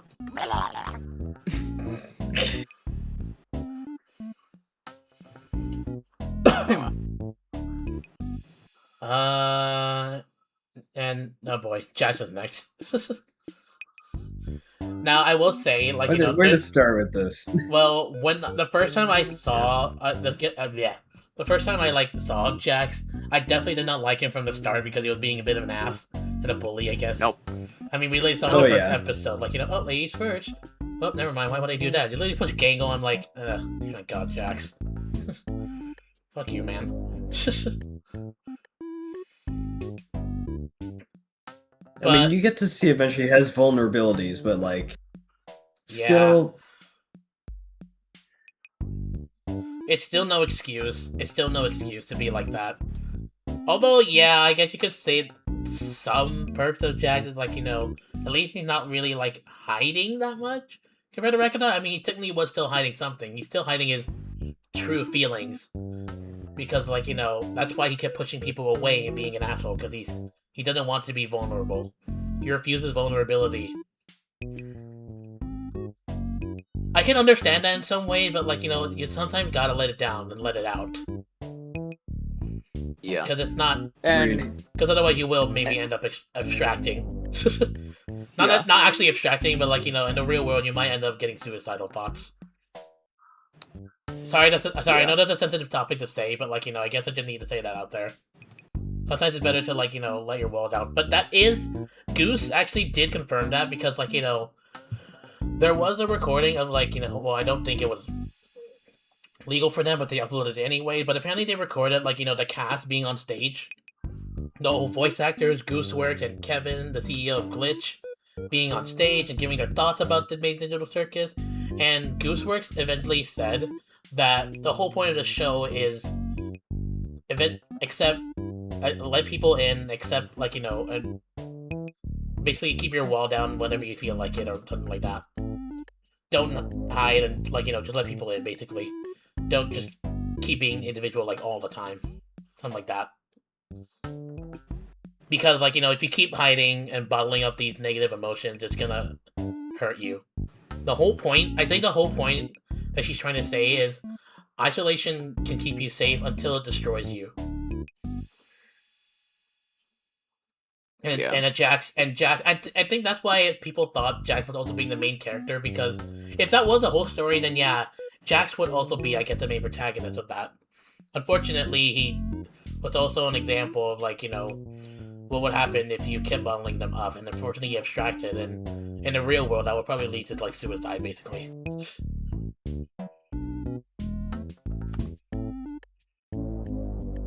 so, Tell me your honest opinions about Kane when he redeemed himself. I think we already said it, but I definitely liked it. Yeah. Yeah. Let's go back to the stream, because I don't want to keep going back and forth. Yeah, I do like his redemption arc, but anyway. Continuing forward. I think that's basically all of them. I don't know there's much to say about Ribbit and Kaufmo, but... We only get to see them for, like, one episode, that's it. Yeah. I wish we got to see more, honestly. Yeah, but they were really interesting characters. Like, I definitely like Ribbit for what she was trying to do. And, like, she really is trying to be, like, a really great friend, close friend to even Jax. And Kaufmo... And Scratch as well. We did nothing to say about Scratch, really. Yeah. Other than him being, like, the original... Yeah, or Mike Dobby. Whatever you want to call him. But yeah, I guess that's basically it. And I don't know much to say about Queenie either, other than just being Kinger's wife. But yeah. And briefly seeing her in a flashback. I don't think that's the one thing they definitely reveal. Why did Queenie abstract of all people? Like, what was the reason? I guess we'll never know. I have no idea. Honestly. No idea. We know why Ribbit abstracted, and we kind of know why Kaufmo did. We don't know what Queenie did. Or why Queenie did.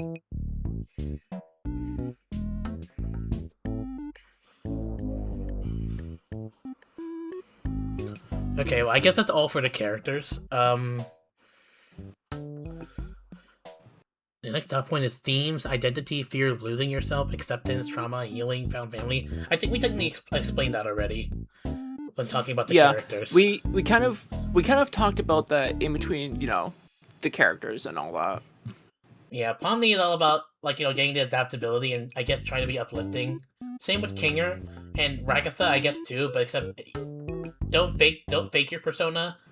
Be honest about what you really think, even if it's negative.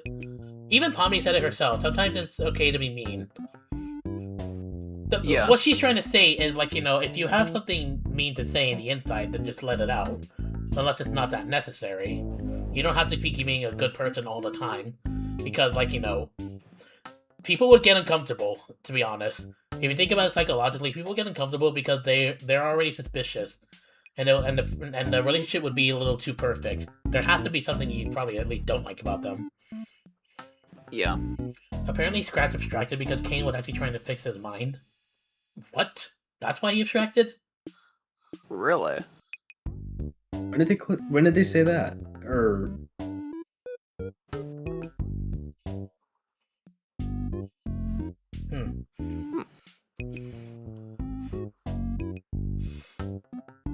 Oh, actually, I remember one thing about Gangle I forgot to talk about in the finale. You know that scene where she started crying for Jax?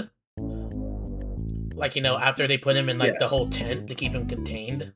There was apparently another scene that was actually cut and replaced with that scene. Apparently, Gangle was supposed to scream and cry, not just cry.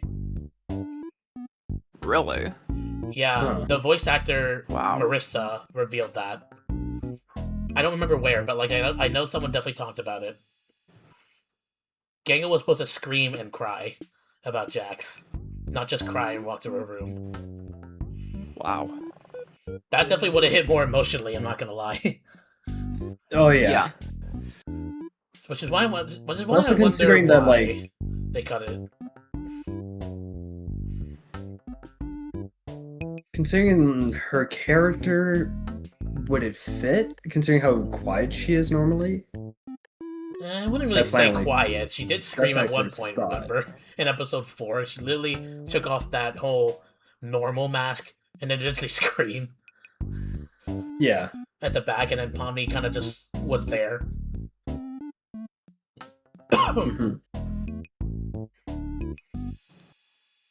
Yeah. But yeah. Okay, and well, what's here? The next doc point is about the writing. Strong emotional beats, great pacing for a short series, clever twist, memorable character moments. I don't really know about the writing to be saying. I know Bailey would be good at explaining the writing. Yeah. I'm not. She's really... one of the ones that pays the most attention to that stuff. Yeah, no, writing is just important to her.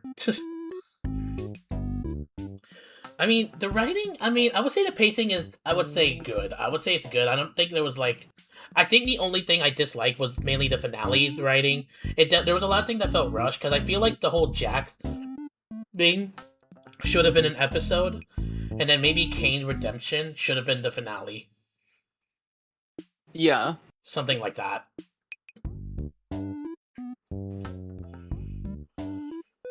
But what do you think of the ending of episode 9? I'm still satisfied with the ending, don't get me wrong. I still am. Yeah, absolutely. Definitely.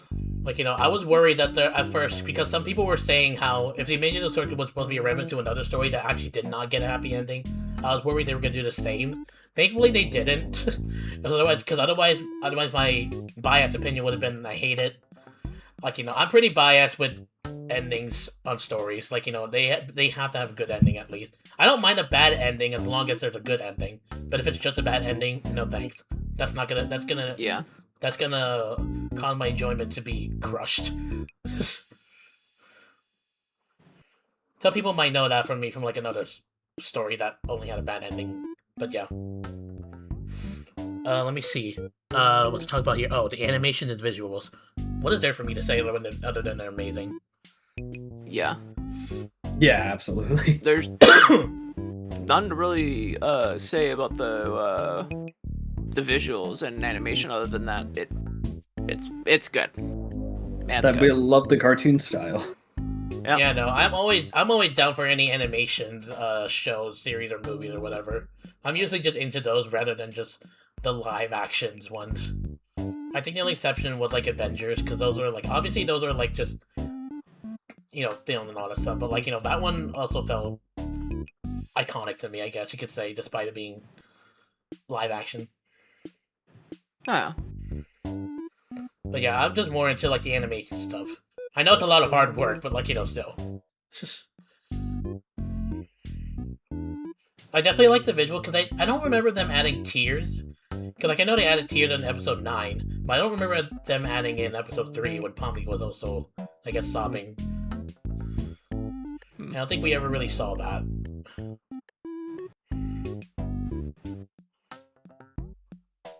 Not that I recall, no. Actually, I know they added tears on Zubo in episode 8. Or 7, I think. Or whatever, whichever one that was. No, what's episode 8, yeah.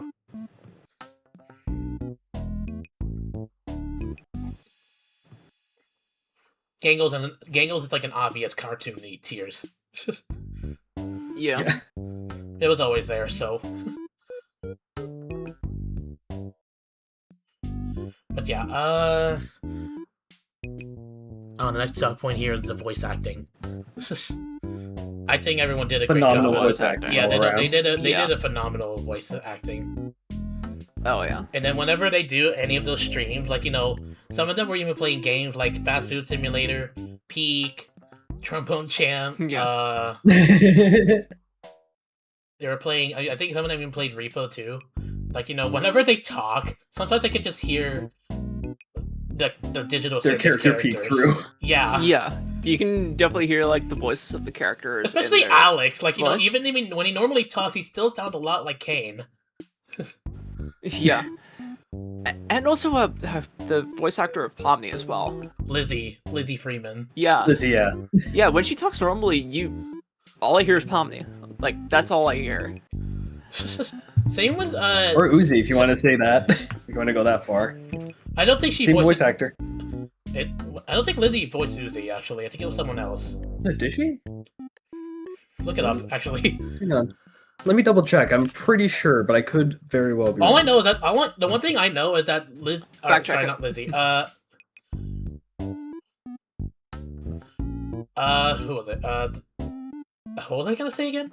Oh yeah, I know the voice actor of Uzi was also the same person who voiced that Misinformation from Gameoverse.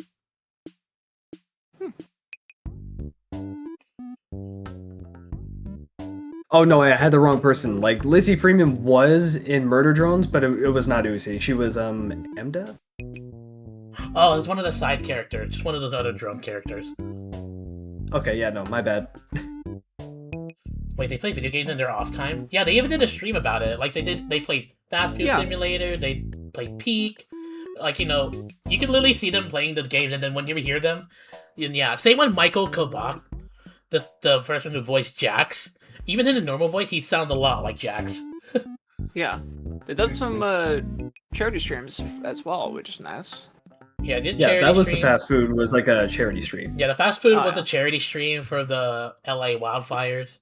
That was like a long time ago. Yeah. Yeah. Yeah. We need an anime for great comedy and content. Yeah, no, Yeah. someone made an animatic. I think I showed you guys about Yeah, it. no, we watched it. Like, oh my god, Singleberg, these the guys. catcher And coming right up. all I'm gonna say is expect the person who voiced Ragatha and Jack to be completely the opposite of what they are. Amanda, the one who voiced Ragatha, and she is, oh my god, she is a freaking The goopster. yeah. She is Yeah. basically on stupid That stuff was stereotype. me. That's her normal personality compared to Ragatha. Who left the basket on And the Jax counter? is That was somehow me. the voice actor of Jax in a Fast Food Simulator is way more helpful than almost anyone there, along with Lizzie. In other words, Pomni. But yeah. So yeah, that's completely out of character for them. But like I just find it Yeah. interesting. But, like, I love watching it. It's great. In a way, the way I see it, when I watch these people like play these games, in a way, it kind of I'm just trying to use it to cope, and also to see it as an aftermath of episode 9, them just having like the gaming adventures in the circuit in a way, and this is what they're doing. That's just how I see it in a way. Oh yeah, Michael Kovac voiced Jax, and he also voiced N from Murder Drones. That's probably got me mixed up. It was like there was like one Yeah, he voice literally actor voiced- voiced mode, he a murder literally drone, voiced- and a circus character. Yeah, he literally That- voiced okay, two that's major fine. characters, N from Murder Drones and also Jackson Digital Circus. Yeah. But yep. Okay, now this is where I think we might get a bit controversial here, because I have a controversial opinion about something. But the next drop point is the fandom and the community. So Yeah. there's a point here that says how passionate the fan base is. I don't entirely know. A lot of people seem to like the finale, some people don't like it, at least the critics. Fair. Though I don't Yeah. think the finale was perfect. Fair. I do think it was a little rushed. Yeah. Yeah. It's understandable, but considering the ending we got, like I'm more than I'm satisfied with the really. ending. I did think the pacing was Yeah. a little too rushed with the whole finale. And also, it kind of focused on Jax. When it focused on Jax, it felt slow. That I could see, yeah. When in reality, as you say, it could have been a whole episode like focused on him instead. Like instead of getting like a a And then the full finale. movie in theaters. Mm-hmm. Now, also, I actually forgot to say this about Jax. Now that I say him, I remember during the episode we saw what he was like when certain people abstracted. We saw one when Ragatha abstracted, one where Zubul abstracted, and one where Gangle abstracted. I will say, Gangle and Zubul, he seemed like he didn't really give that much of a care to them, which, yikes, that's a bit hurtful, coming from even him. Yeah. Uh-huh. But for some reason, when he looked at Ragatha, he seemed to actually look despair or traumatized.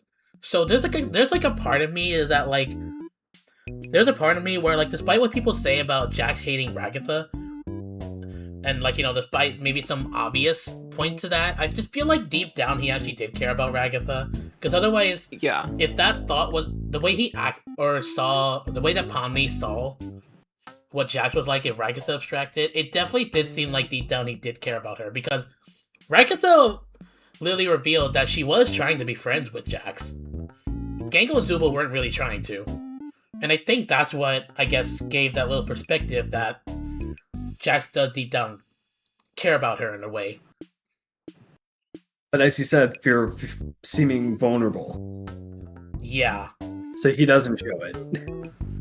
Yeah, but if he was vulnerable, then, like, I guess that's what it was. And the fact that he even choked Pomni, I don't know what that was all about. I think he was really good, definitely going insane.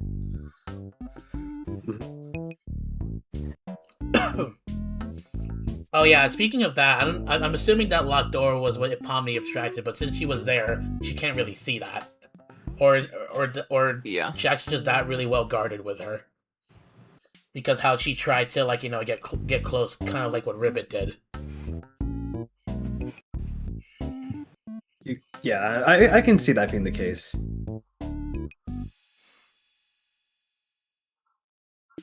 Okay, so the next one about the fan community is the split opinions on the ships.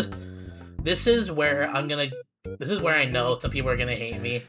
And yeah. I just don't think the ships were necessary, but I'm just gonna be brutally honest right now. I despise the Funny Bunny ship. There, I said it. The Funny Bunny ship is Funny Jax Bunny X ship? Pomni. Oh. Yeah. I'm That fully I against don't it. see happening. That I don't see happening. Look, at all. I won't deny. Look, I will say this. I won't deny that Jax and Pomni relationship can be strong, and probably was for a moment. But I feel like the only reason why people did it was because episode 6 is when they started to do this. But I don't think it's. I just don't see it. Okay, like Jax is just way too toxic and way too pushy to even have a stable relationship, even if he were to date someone.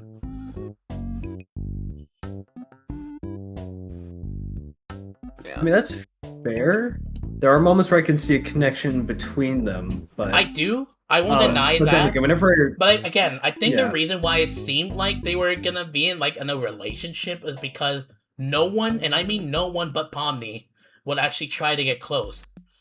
But I don't think Pomni is trying to necessarily be close to Jax. I think it's just more like, again, she wants to uplift everyone, even if they're like seemingly bad.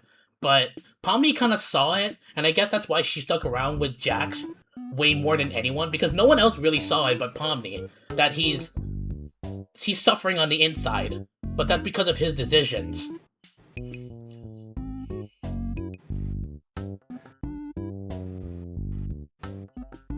Yeah. I was gonna mention earlier, like, sure, they may have a good connection, at least friendship-wise, but I can't. I don't think it's them strong enough for a romance. connecting romantically now. Personally, to me, I think if Pomni were to be in a relationship with someone, or at least romance-wise, I think the closest would personally be Ragatha. But,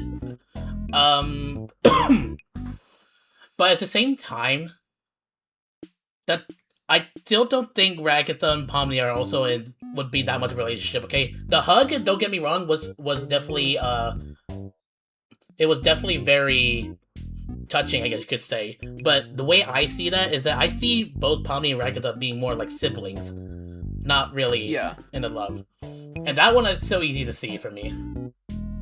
Jax x Pomni, I'm gonna be honest, like, even if I try to think that it's real, or like it's there, I just don't see it. Like, Jax is just, if Jax actually, like, became vulnerable, probably do way better performance than how he treated Ribbit, then maybe I would have been okay with Pomni x Jax.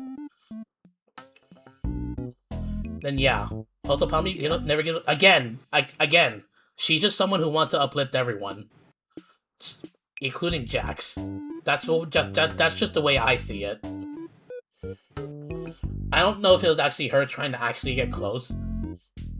It did somewhat start in episode 5 when Jax, I guess, somewhat tried.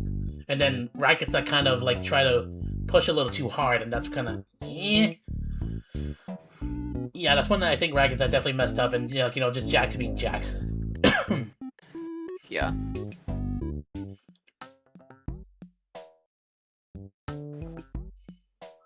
But Pomni just knows that Jax was suffering, and that's why she stuck with him for a while, because and that's what caused her to try her best to maybe uplift, maybe be a bit stubborn to leave people alone, including Jax, because she saw that sign, not because she was romantically in love. I just don't see that. Basically, my point is, I don't think I see Pomni being in a relationship with anyone in the circuit at the moment. But if they were, it would have to be Ragatha. But again, not even I don't think that would work. They're just more like sisters. Do you think Jax is kind of a bully? I know he is a bully. I'm just gonna say that right now. I know Jax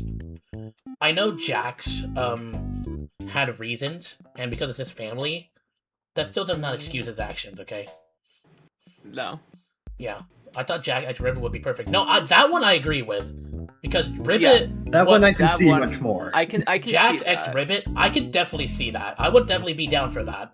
Because Ribbit was the closest one who actually got Jax to open up out of everyone, even more than Pomni.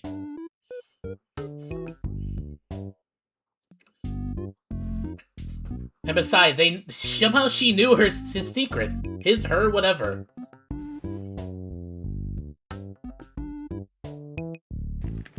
Jax pushed others away because he did not want them to see or want them to the same as Ribbit and Cosmo abstracted. But Jax pushing away is what caused Ribbit abstracted. I don't know about Cosmo, but yeah. As I mentioned earlier, Cosmo, I say you most likely abstracted because, he saw that exit door from earlier and he was going nuts about it. So that's probably what caused his abstraction. Yeah, no, because if he thought of him exiting, those exits were showing up. Yeah, those exits were showing up, and he just thought that was there. Because remember how Pomni also literally made an exit door spawn because she had a thought of exiting. Same with a Cosmo. He had a thought of exiting, and then maybe that's when he eventually got way too insane to the part he abstracted. Yeah. If you really put your mind to it in the circuits, you can also be in control yourself. I mean, Kinger basically revealed that.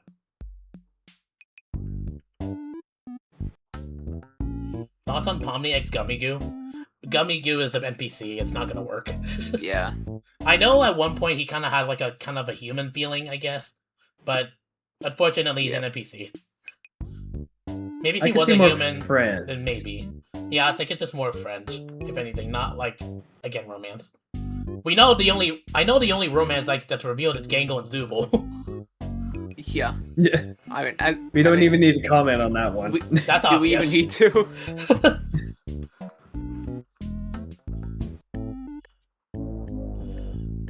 And I guess Kinger still being with Queenie, even though she's distracted, that doesn't mean they can be together.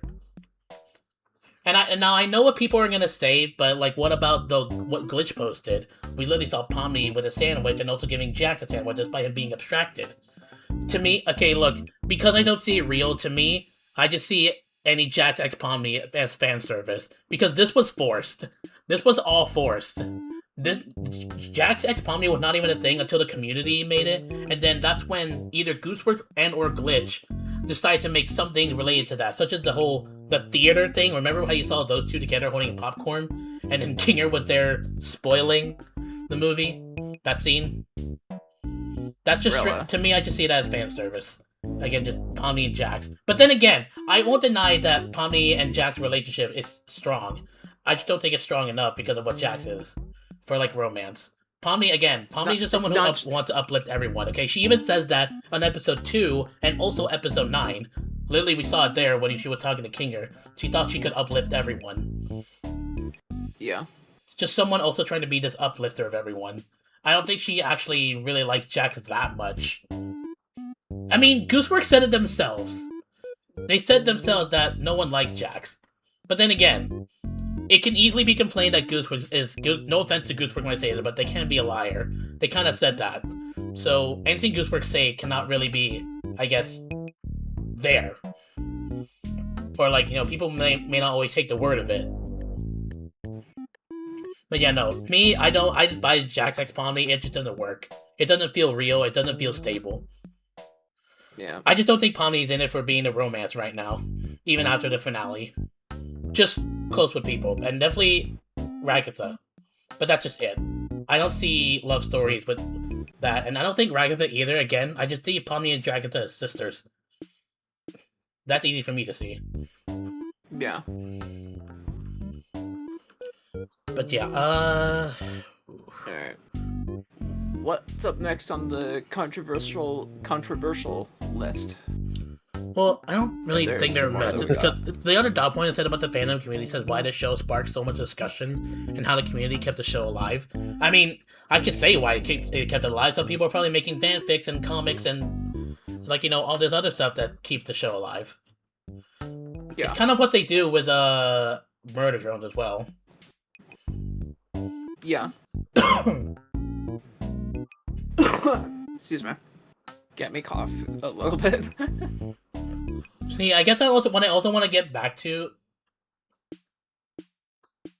I don't see Pomni and Ragatha. Yeah, no, I agree. I don't see it. I see them as close sisters. Like sisters. I don't see them in romance. But I just don't see Pomni in any sort of romance whatsoever with any of these characters.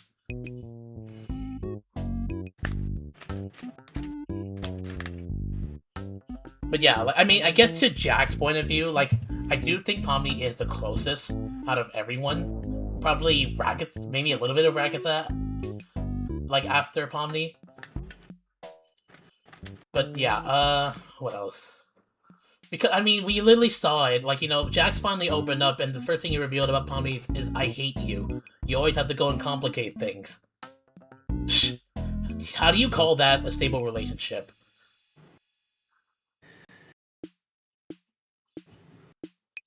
Exactly. I just don't see it, okay? You don't really ever... I don't think you really do ever hate your partner. You can have something you don't like about them, that's okay. It's still somewhat stable, but hate? I would question it. Okay, because hate's a stronger word than dislike. And Kinger, like a dad, oh yeah, no doubt. He's Yeah. my guy's the GOAT. Kinger's the GOAT. Yeah. GOAT dad. Yeah, man. Go dad. And quite literally, both his human and his digital form and his digital copy. Yeah. I guess that's basically it. Your personal rating. I'm pretty sure I said it before, but like I gave the. Oh, actually, because of the more I look back at the more I look back at the finale, my unfortunate rating did kind of lower a little bit. I think like a 6 out of. I gave it like a 6. The finale a 6 out of 10. But the overall series is still an 8. That's just for the finale, yeah. Yeah, for the finale, yeah, that makes just sense. a 6 because, like, I did something feel rushed, and there were more Jacks, and I guess Kane more than anyone, which kind of felt a little upsetting to me, but yeah, and also the pacing was, the pacing on the other episodes was fine until the finale, which is, but yeah, but the overall series is still an 8 out of 10. It's still really good. Yeah. I still give it like an 8.5 or 9 out of 10. Should anything top it? Yeah. Yeah. I'd say 8.5. Of course, as John said, anything could top it, so. Just kick Because, Kinger like, then again, the mug that they said did number Murder one Drones, dad. and I love that so freaking much, and then they brought this out, and now I love it. Just as much. See, I think So, Murder like, Drones for it me could- is also an there could 8 be out of 10. others here. Like, the pacing was good. I think at the first time watching that, everything was way too confusing. Maybe I'm just being an idiot, not knowing much about it, but like, when trying to understand everything, it was way too confusing. That's why it was also an 8. But still an enjoyable show nonetheless. Murder Drones and as well as Amazing Digital Circus.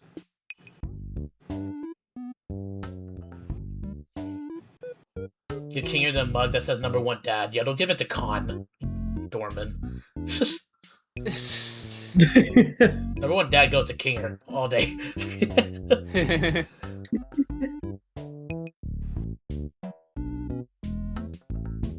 Okay. What you wish there was more of? Being able to see more of the older previous characters is like the one, Oh yeah, as I've that's already right. said, the one thing Scratch. I would love to see Yeah, more like of. Scratch, Like, more Ribbit, Ribbit, more Cosmo, Cosmo, Queenie. Scratch. I would love to see them more. Like, I know they popped up in the finale, but like until then, like we only got hints that they were around, and I would love to see them like more off. I also want to say this real quick. Some people are probably gonna complain to me after like the whole Jack X Pomni thing. But what about their real selves? They are in a romantic relationship.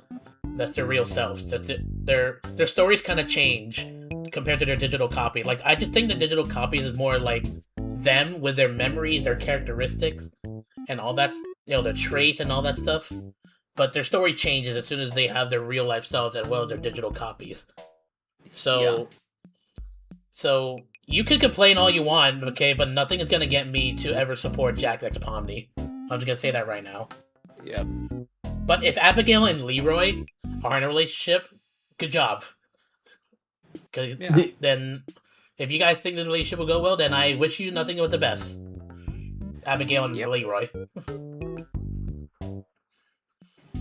Don't forget World, Bisco, and Rady. I don't know if much really mentions them because we don't really know much about those. Yeah, those were the other characters that were in the circus while Kinger and Queenie were there, right? Yeah.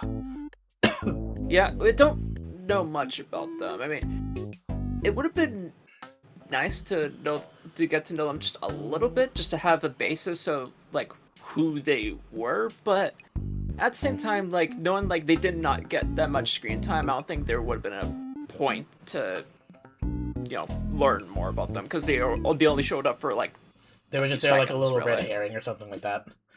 Yeah. Yeah. I mean, if we somehow did get a little bit more info upon them, cool. But I don't know if it's gonna mean too much. Mm-hmm. To me, at least. But yeah, You see, I actually forgot to mention this about each character. It's like, ever since episode 8, I think what Kane did when he was going completely, like, monster mode is that, like, he kind of make them go through all their fears, right? Their biggest fears. And obviously, Pomni was gummy goo at first, but he turned to like a real alligator, and I'm not sure what that biggest fear is supposed to say. I guess if you fail to uplift someone, that they will turn to a monster and turn against you. Is that what Pomni's fear is all about? If she failed to uplift everyone, she's worried that they may turn against her. Maybe. I see where you're going now with that. Yeah, for Ragatha, it's obviously her abusive mother. And for Jax, of course, well, literally opening up. Like, you saw what happened to him. He was fearful of, vision. like, his friends laughing at him once he revealed, because that's what his mom did to her. Or, her, I guess you could say. Jax. Him, her, whatever. Yeah. I'll classify it to him, because we know him as a male more. But, yeah. Yeah. Yeah. I think Pomni fears relationship turning sour. Yeah, I guess you could say that. Ragatha's fear was, like, her abusive mother, scared of her, I guess, because of the way she treated her, abused. And Gangle, I'm not entirely sure what that one was. I guess it was her trying to having trouble with her feelings, I guess, and also how she got hit by the truck. Zubul, I'm not entirely sure yet, either. The truck may relate to her accent she had in real life, because it did say in her actual, like, in real life, dialogue that, like, she despite her injuries, she was still able to move forward and whatnot. The injuries might relate to the truck accident. Yeah, Zubul is the one I'm still confused about again. Yeah, like, we saw her, like, I guess, moving out of a pile of her parts, but I guess we also saw a mirror, so I guess it's struggling with self-acceptance, and that's her fear? Okay, and Jax, obviously, he's worried that he'll be laughed at once he becomes vulnerable. I don't know if people noticed, but the people there were actually Ribbit, Compo, and Pomni. The people who he sees closest, at least. Damn. Some people call the skinless Jack Yolk Jack because I think he looks like an egg yolk. Yeah, I guess you can say that. Yeah, I can see that.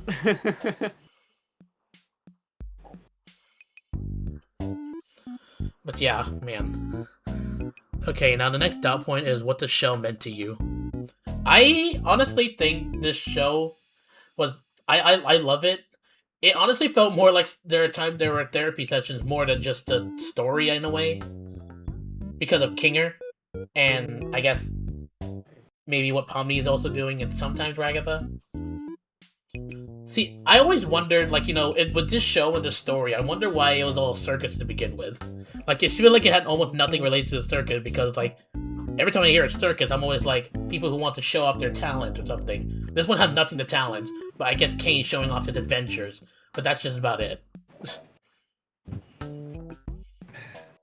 One way to put it could be, like, kind of how this, like, group of people met each other. Like, they're all unique in their own way, which is why I suppose they're in a circus.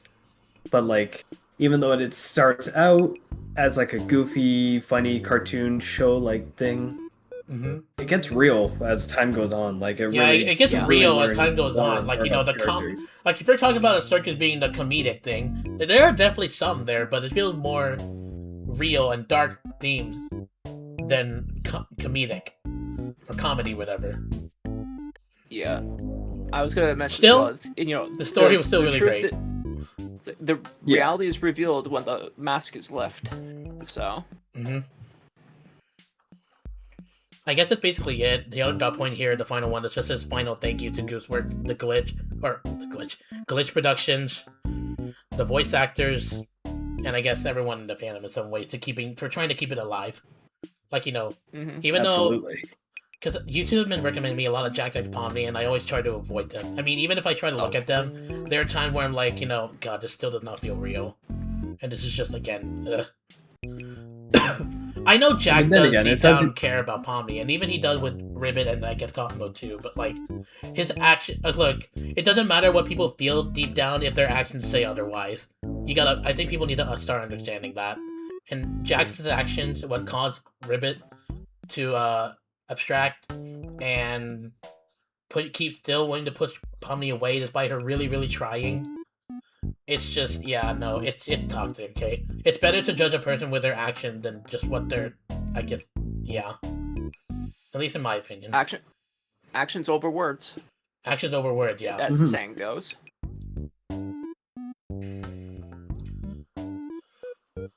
But yeah, that's basically all the dot points. So, does anyone Told want you to guys say... it was a big list. Thank you, Glitch, for this incredible series, Yeah, and no, here's hoping for more I'm definitely- incredible series to come. Yeah, no, I'm still not over the finale because of how emotional it was. Yeah. So that's actually the reason why I'm doing this stream. I guess you could say I'm kind of coping, but also, while everyone's mind is still fresh, I kind of want to hear people's thoughts. Yeah. Amazing Digital Circus is definitely a series that I would watch again, honestly. Oh, yeah. Because... Oh, I already started. the emotional depth to it is definitely there, and you do get a feel for all the characters that have to go through literally Don't get me everything wrong, I that's definitely happening do with feel them, for Jack. so. I definitely empathize what he's going through. Yeah. It still doesn't excuse his actions. And that's why I just can't with him. It never will, but you know, we all get a feel for any of the characters in our own way, so. Oh my god. You give it a 6 out of 10? Fair Shark. It's still, like, you know, again, still good series. I just think it could have been better with the pacing in the finale. And, like, you know, yeah. Jax definitely does feel like the main protagonist whenever, yeah. Because of what Goose wanted to share the message. But, yeah. When I first watched the pilot episode of The Amazing Digital Circus, I thought I wouldn't like it, but after rewatching it a few times, I started to enjoy it. And that actually made me wonder, what did people think of the pilot the first time? Like, I guess the first impression of the series.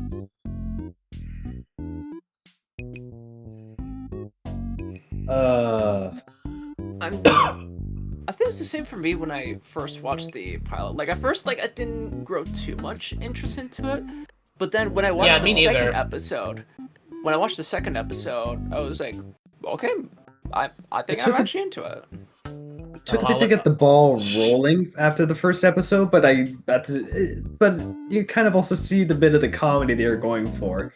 It's like the void, as an example. But then as like the episodes go on and like, all right, let's figure out your name. Really what do you think of? See everyone.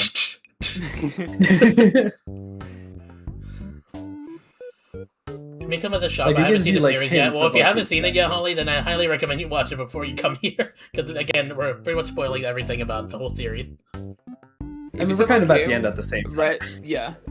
Since you came right at the end of the stream, consider yourself lucky. Because earlier we were talking about everything, like... Yeah. We recommend it, but if you want to watch it, then go for it. Yeah. The choice is yours. Yeah. After the pilot, I was like, I guess it's having like somewhat of an interesting start, but not like that interesting. And then I watched episode 2, and I was like, okay, maybe I'm starting to get hooked. Oh, shit. Oh my god, Sean. I'm gonna be quoting that to the end of time. Oh shit. Hell. Shut. Oh, I'm definitely. I think he only had 3 appearances, like, you know, the hell, and then oh shit, and then shut in the bathroom when Shaq was there, and then that's yeah. it. At this point, like, yeah. I think even at 1 season, I'm okay with that. But if they ever do like a season 2, in the very, very low chance, I really don't think so. But yeah, I wouldn't really doubt it. But if they do, 2. please bring it back. Oh my god, I doubt they would do a season 2. I doubt it. And if they don't do a season 2, I'm okay with that. I'm still satisfied with the ending. Okay, this is literally the same thing with Murder Drones. Like, there was still part of me where I'm like, I wonder if they're gonna get season 2. Well, if they don't do it, I don't mind. I'm satisfied with their ending too. But yeah.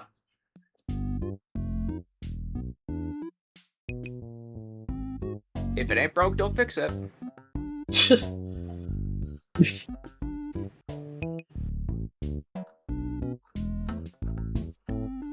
Okay, but we'll still have to stay a bit longer to see what you guys have to say. Because I definitely want to hear what everyone's thought was. Evil Jack is really sweet, and I saw the part where Jack became a dog and shook his evil self like a toy. It was funny. I mean, yeah, it was definitely funny. Pomni saw it funny, but then I guess... See, there's also a part of me that's like wondering if Pomni is also a bit of a people pleaser these days a little bit. Because, like, even she was like, you know, she didn't want to laugh next to Ragatha during that time.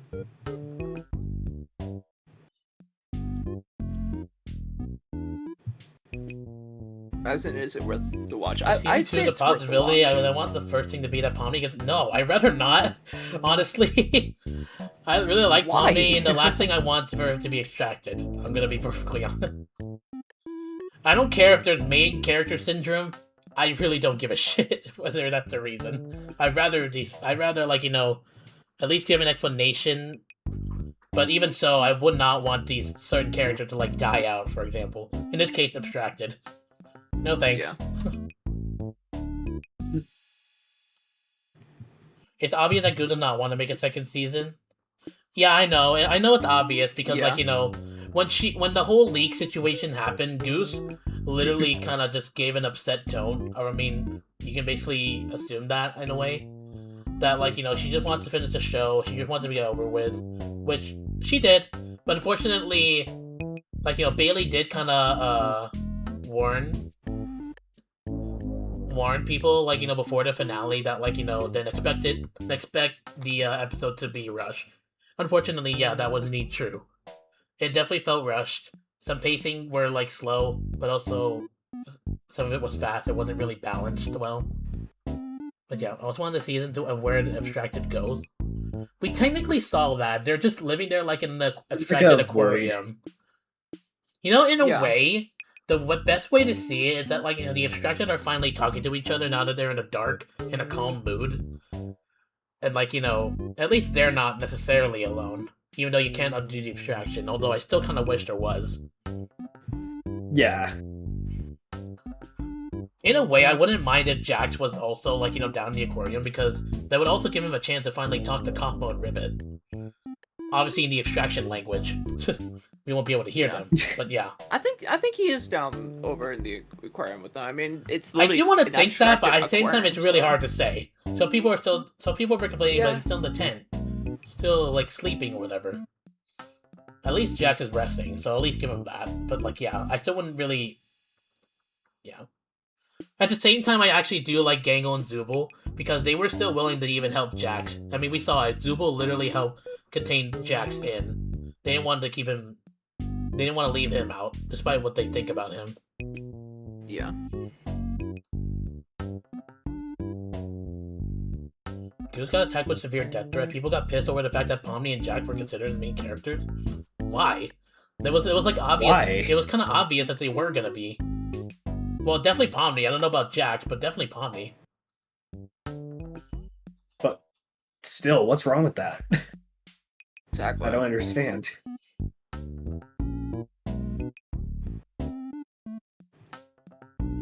Lots of Pomni and Jax being in Fortnite. Why? It's cool that they're doing a Daisy Bell collab. song. It's cool that they're doing a collab, but Pomni looks cursed in Fortnite. Yeah. I was gonna mention too, like, why do that? Because of the fact that they were considered as main characters, and on top of that, why do that in the first place? Wait, which one? Like, Goose getting attacked with, you know, what was that in chat? Like, not okay at all. Yeah, I don't know why. People are just upset that that story's not going their way. You don't know the story, sorry guys. But then again, it's literally the freaking fandom. There's gonna be lots of, like, you know, freaking crazy, stupid people.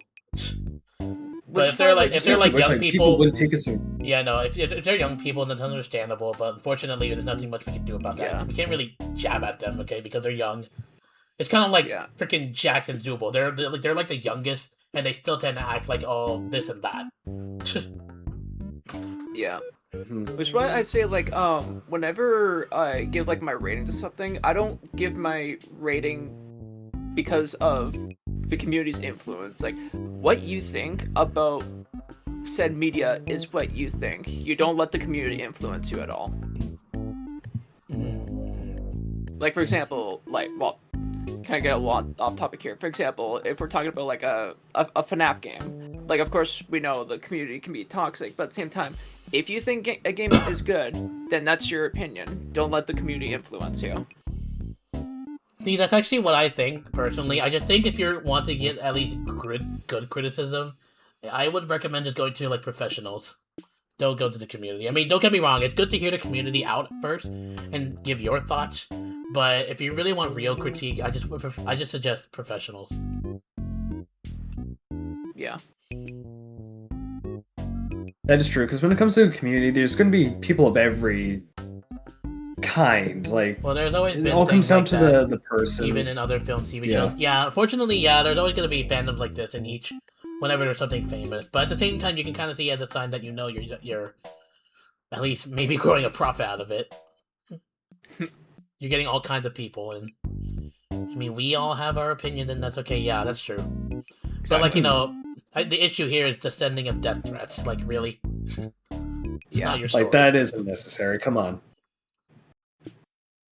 In no way, and under any circumstance, death threats is never okay. No. Especially just because, like, a series isn't going your way. Like, really? It's not your series. Of all Fuck the off. things? Go touch grass at that point. Yeah. You can make your own fanfic, but you can never, like, you know, change people's mind about it.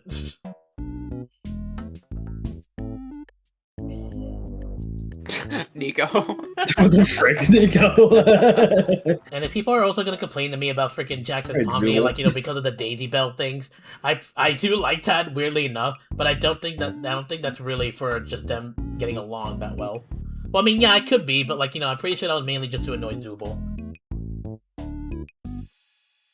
I mean, Pomni said it herself, okay? They were indeed bonding, being chaotic evil. But that's the only thing they were bonding about, not about anything else. Being evil. That was also kind of for, like, for that episode, mainly.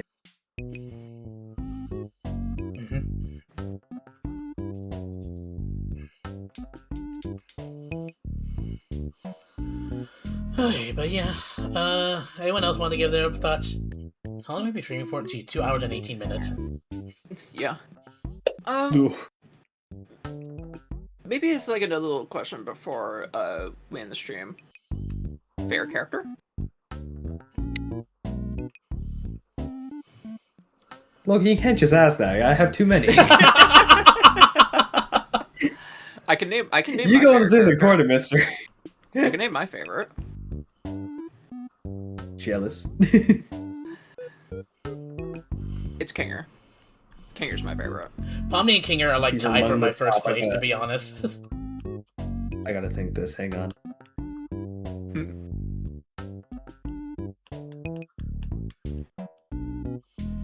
But then you see Yeah, the no, I gotta give Pomni it trying to play the keyboard and Kinger, other if not tracks. Ragatha. I've come to appreciate Ragatha for being like the kind, like friendly character. Yeah, But you know, Kinger, like, for I don't being think I ever the mentioned father it, but figure in a he is. way, Jax and Ragatha are kind of alike, trying to hide, I guess. Jax just being the one pushing away, and Ragatha just like saying things that she doesn't really truly feel. But Jax, again, it's just toxic, and like, you know, his pushing away hurts more than Ragatha's fake persona.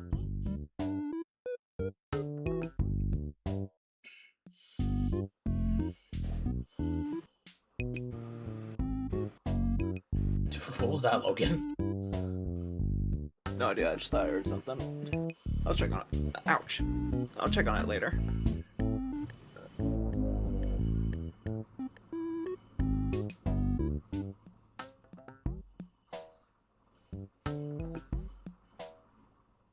Any last words before I start to watch the show? Have fun. Prepare for madness and make it triple. Just Prepare enjoy your the show. snacks. And yeah, Prepare prepare your your snack, whatever. And prepare for questions. I'll at least give it that. Detective Circuit wasn't, like, you know, as confusing as Murder Drones for me. No. But it's like one of those series that has like good rewatchability. Like once you watch through it once and then you go back a second Yeah. time, makes sense. Mm-hmm.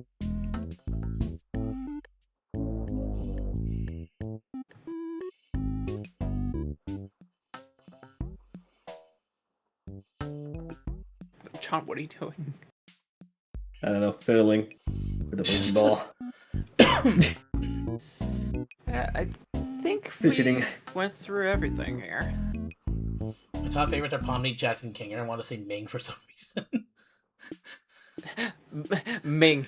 Oh my It makes god. an from ass the- out of you and Ming.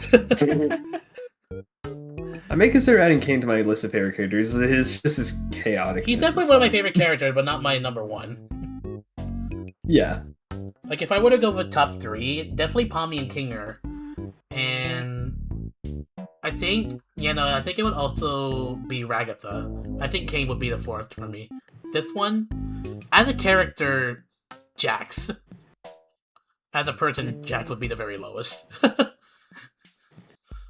Kinger is my number 1, but the rest I'm not too sure. I'll have to rank them. So Random, but if Gummy Goo didn't make a cameo in the end, like for Pomni or whatever Goober kind of said, if it wasn't the Gummy Goo from episode 2, she wouldn't be happy. So boy. Hi, I'm Ming, and I don't like what your assumption is doing to my reputation. You made a whole character for that?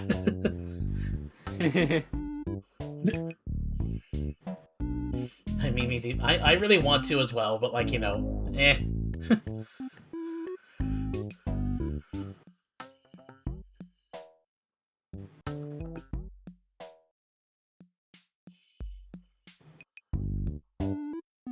Maybe I'm being a little too harsh to Amazing Digital Circus because, I didn't really make a tribute to the Murdered Realm, but I definitely made a tribute video to the Digital Circus. You guys will have to look out for that in a bit.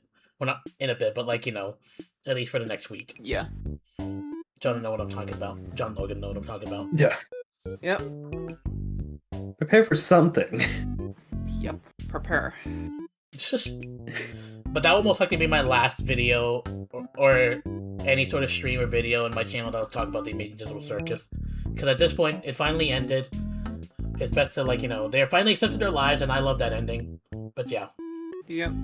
You shouldn't have assumed you won like that. Now we both look foolish. And then that's how it ended.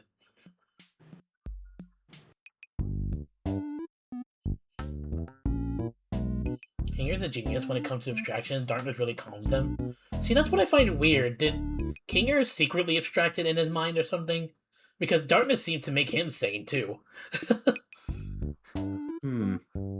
But he just can't be. He just couldn't be abstracted for whatever reason. Maybe in a way. Unless that's just how his brain works. I don't know. Yeah. It feels like he As works a completely person. different. Either that, or it's like something that someone discovered when Queenie abstracted, and he discovered that darkness calms the abstracted down a little bit. I don't know. Bitterly, the series. There could be a lot of theories regarding that, but Goosework by now hunting down the VA. I know. I think I remember some people were saying how Goosework gonna kill off the voice actors, not necessarily kill them, but yeah, just I guess keep them away from the series now that it's finally ended. Yep. But yeah, definitely don't expect a season 2. But honestly, that's okay. I'm satisfied with their ending. Yep.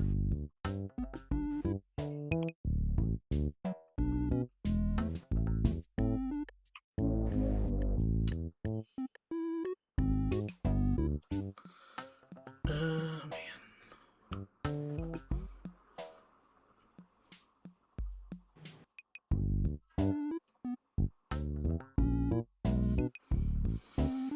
But personally, what I think is that what could at least still keep the main Digital Circus alive is that if they kept doing what the cast was doing, just having gameplays of them playing other games, I guess, and then being there, because it's easy for me to see that this is the aftermath of episode 9. They're having their own adventures, even gaming adventures, and then suddenly they're Yeah. there. Honestly, I wouldn't mind if they keep doing that. Yeah. But then again, even Glitch is also trying their best to keep the Murder Drones fandom alive, even after it's like ended. Like when did it end? Here, let me check when the last episode came out. Because I don't know off the top of my head. Yeah, because they're still like promoting stuff like the music video. We also have like the. Who knows? Like, you know, if there's like at least an aftermath episode, kind of like what they did with with Murder Drone with a music video from the Living Tombstone, I guess you can call that one a bit of an aftermath. Episode 8 from Murder Drones came out a year ago, according to YouTube. If we're talking about an exact day, August 23rd. So we're coming up on 2 years. Damn, it's been that long already? Damn. I feel old. Damn it, guys. People could still go to the circus, so if there was a season 2, there'd probably be new characters. If they were to make a season 2, yeah, I think the other villain would still be the blue AI, not fully gone, and then, like, you know, maybe coming back to cause more suffering to the circus, and I guess, yeah, it would make sense if there was at least one new character, aka one new digital human copy to the circus. Mm-hmm. I feel like it would make sense that way. Like, just at least one new character, maybe more. And if somehow the whole thing is now about undoing the abstraction, if possible. Because, please, I would love to see that. But, yeah. Yep. But, yeah. Although I do find Jack's actions inexcusable, I still wouldn't want him to abstract. Yeah. So who knows? Like, you know, if somehow undoing the abstraction was possible, then maybe he could finally work well with Ribbit and Cosmo. But yeah.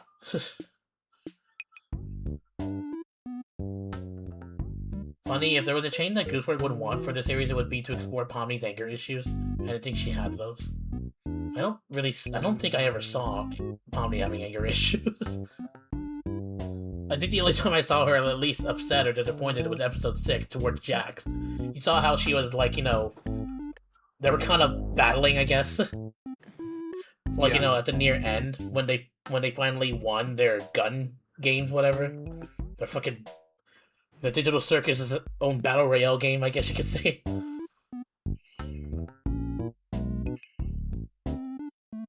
Before I go, what does everyone think about the FNAF 3 movie having Gary Doberman helping write the script as he helped with It movie? I don't know. Some people are... The critiques are not really... are like unsure about it from what I've heard. Yeah. It's hard to say.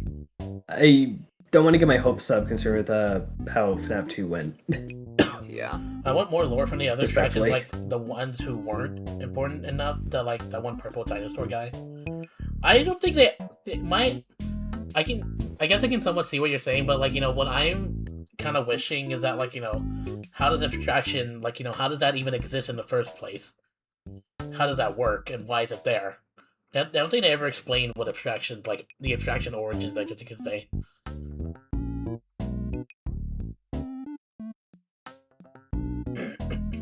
Because of the cast Gooseworks got, she made Pomni more chilled and stuff, and interesting changes there, to put it like that. So what, was Pomni really just about being another freaking angry person? Probably about his Jax. Is that why people also ship Jax X Pomni? I probably would not like Pomni if that was the case, to be honest. That's why I'm glad they're not making her someone like that. Interesting character, don't get me wrong, but, like, you know, again, I just like to imagine these characters as a person. Would I like them or would I not?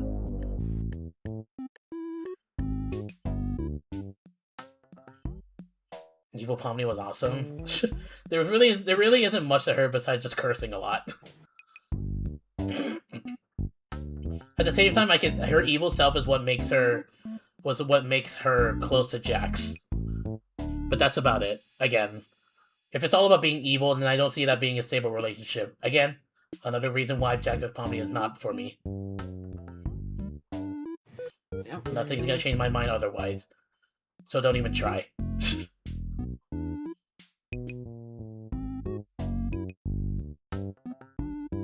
believe Goosework did address that why other characters didn't get much screen. You want to elaborate then?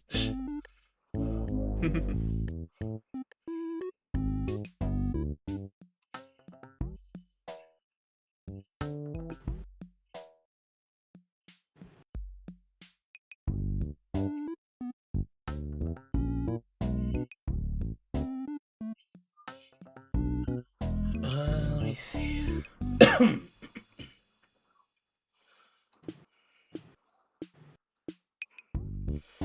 Give me a minute. Yes. To be continued. Yes. Dear God, no. Oh, man.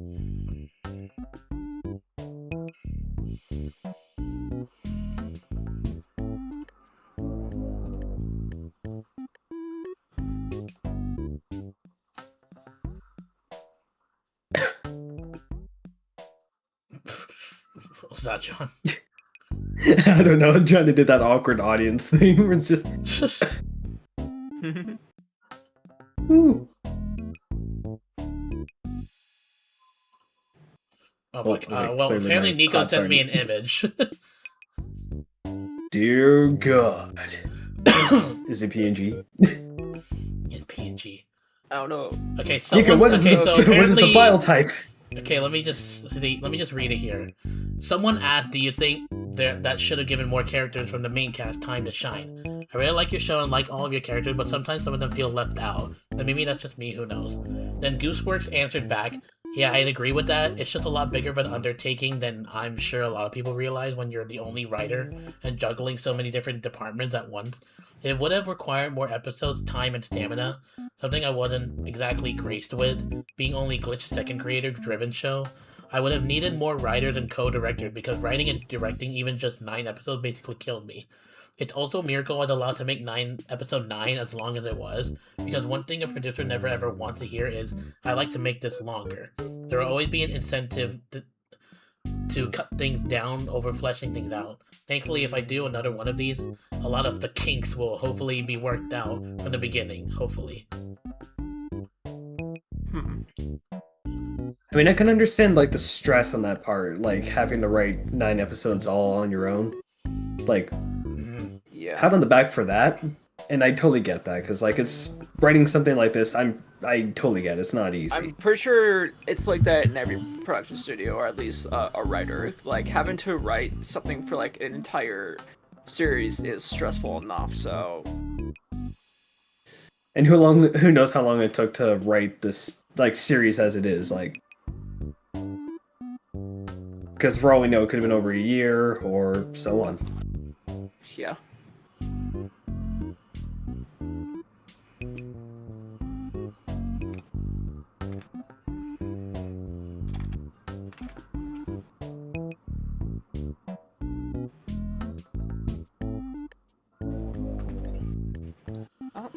Okay, well, there's that.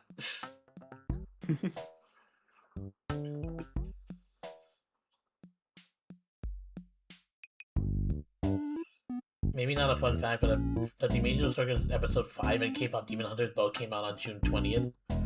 How convenient. Hey! How convenient. And that was just over a year ago. I feel old again.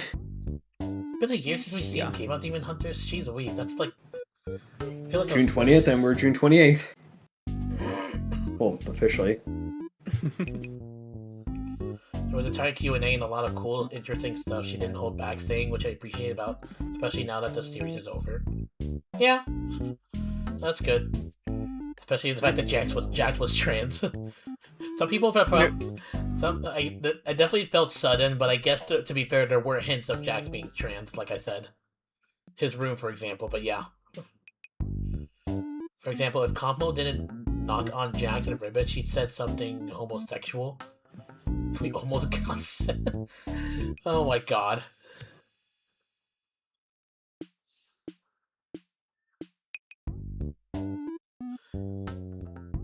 So, yeah, that just confirmed to me that Jax X Ribbit is better.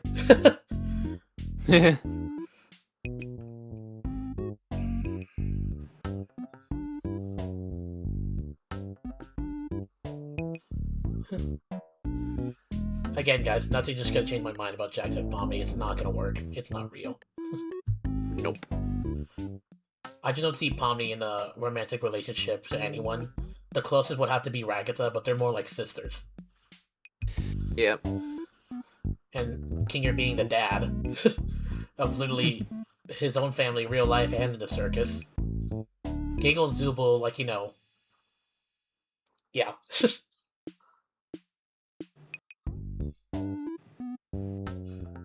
Jax is just there. At least he won't be forgotten, with at least being staying there. Oh, yeah.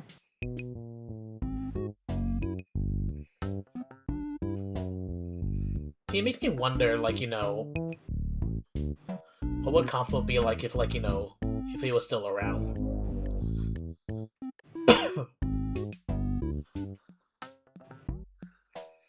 Like, who would know what Pomni would think of Kaufmo if he was still around? Gangle and Zubo are also like siblings to Pomni. I don't really know. To be honest, I don't really see a lot of connections between Gangle and Zubo and towards Pomni. We don't really see that a lot, but like maybe who knows, maybe you're right.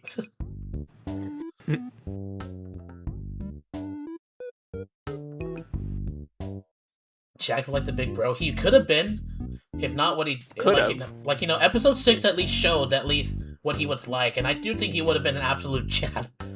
But like until he chooses decision to push people away, and that's what caused Ribbon to abstract. Yeah, no. Unfortunately, I just can't think better of Jax. Even if I wanted to.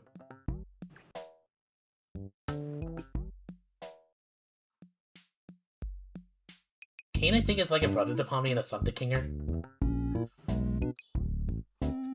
I mean, I kind of just saw earlier how, what Kane's biggest fear, the fact that he even checked on Pomni, the fact that if she was distracted, I suppose that at least showed that he does start caring for them. It's hard to say where Kane would be right now, because all he got was a redemption arc. We don't really ever see what his friendship would be, or relationship with every single person in the circus would be. All I know is that, like, you know, yeah, you're definitely right about, like, you know, the whole son to Kinger, because it makes sense. Kinger was part of his creation. Yeah.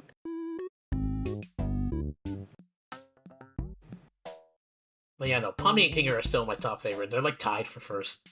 It's hard to like choose one, but if I really were to choose one, definitely Kinger. Yep. I just like how Pomni is also somewhat the same. That's why she's also up there. Just in her own way.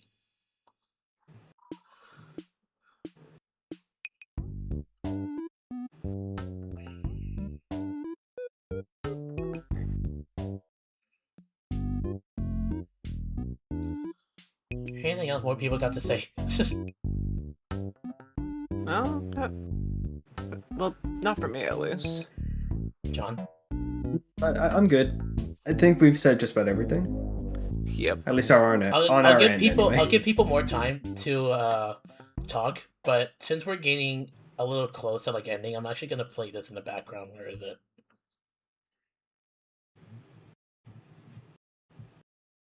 This one.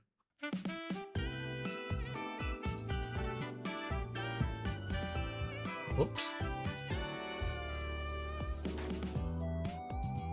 I just love the Mango Circus OST. They're just so amazing. Yeah. Jackson Kinger, but still Jack as an all favorite, and I'm trying my hard to want to buy that. There we go. Yeah, I can kind of see Nico doing that. Getting a little figurine. Again, I don't mind Jax as a character. He's definitely an interesting one, but as a person, no. I hate him. I would not stick around with that person. Probably my old me probably would, if you know what I mean. Some people know what I mean. But, yeah, no, I'm just done feeling you.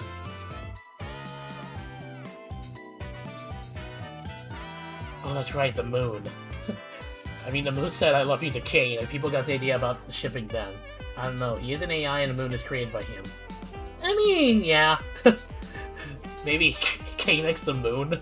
That sounds a little weird to say, but, like... I mean, works. Not that I'm against it, because it's not like there's anything... Not like we not know much about the two between Kane and the moon. I don't know about the sun, You should have thought of that before you realized I hate you. Something like that.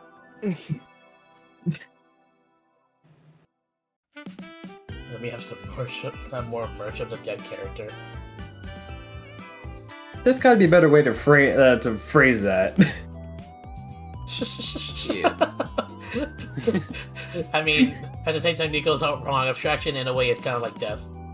Oh yeah, I forgot to explain. No, but yeah. Oh yeah, I forgot to explain that, like, you know, I remember I said that, like, you know, I wish we saw Jax abstracting. But, like, you know, it's not shown on screen. The reason why I say I kind of understand why it's not shown on screen is because, like, some people made a point that abstracting is basically suicide. That's not something you would be able to see. Yeah, to be fair. So, like, yeah, okay, I understand. But man, Orange Fist is the code of NPCs. I think John would disagree and it's only called the disappearing guy. Because technically he's an NPC. No, disappearing guy's my man. I gotta agree with that. You can't change that. If I need a sunburn, just give me a call. Disappearing guy will be my top favorite in terms of NPCs. Help! Oh, save. So, I'm the one to tell the lies! Dude, you ruined it. And now you're trying to shut over there? Dude, no! This is worse. I was on my entire life saving. Oh. Nah, my favorite NPC is a shrimp NPC. the shrimp. The shrimp. I mean, if I were to say my favorite NPC, since I'm more, like, into character development-wise in every single story, it'll probably have to be, like, Gummy Goo, I guess. Yeah, I can see that.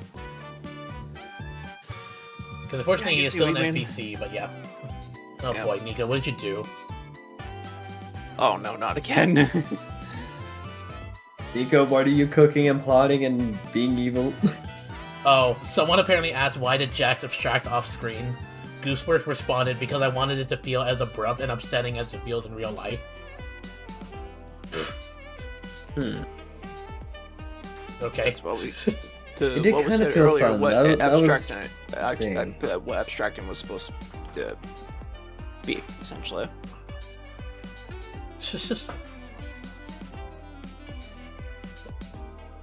Alright.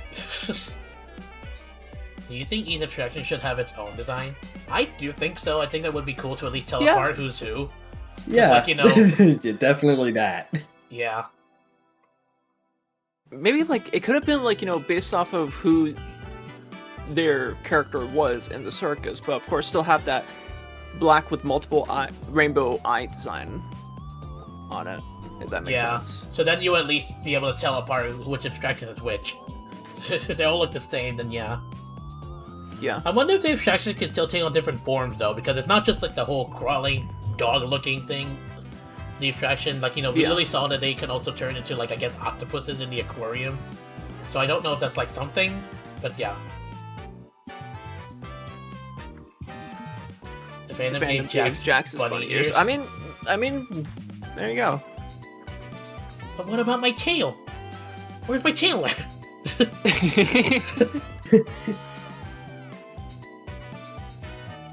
I'm in a maid outfit, what do you think? Jax on the oh my god, no, that's one of my favorite scenes from Jax. Him being afraid of corn.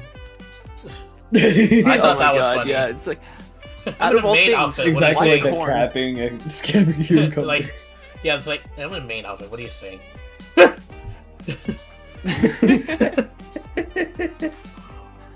Jax really is a funny one, I'll at least give him that. At least to us, but if it was a person, I don't know if I would laugh that much. But yeah. Yeah.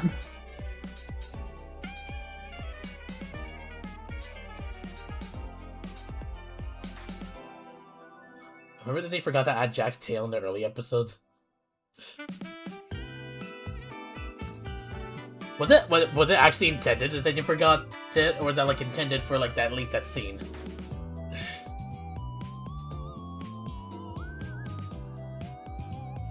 Now we give him a bow now instead of a tail. Reality is gay. To be fair, I don't blame Jack for saying that after what his parents did to him.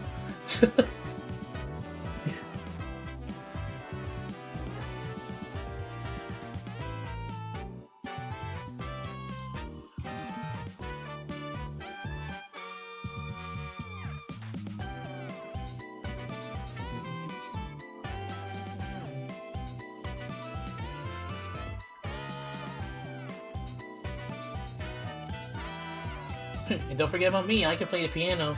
You know, if you could say that you can play the piano, you're making it think like you can't actually play the piano. That's honestly true. You know what? When you say something like that, you can suspect that people would think that you don't actually can, because you're kind of just rubbing it in.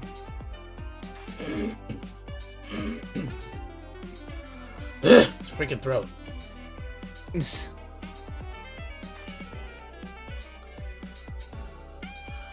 Anyone else want something else to share? Is there something else that I'm missing that Gooseworks also answered, Nico?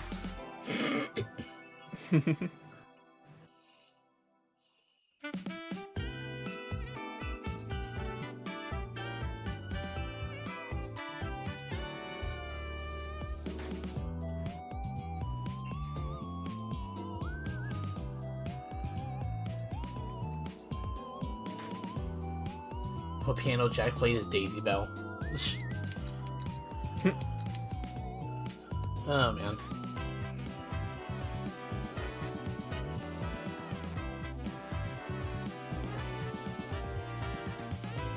Let me double check actually.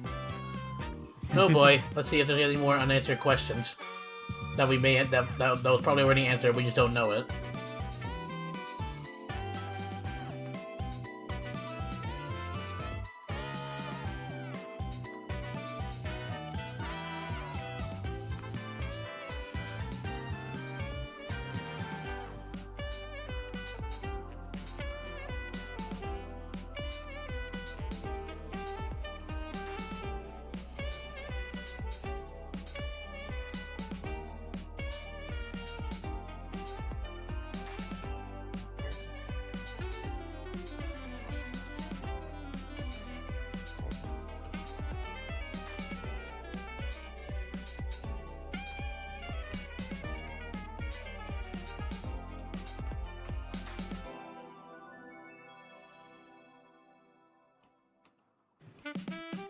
Okay, getting quiet here. Someone say something.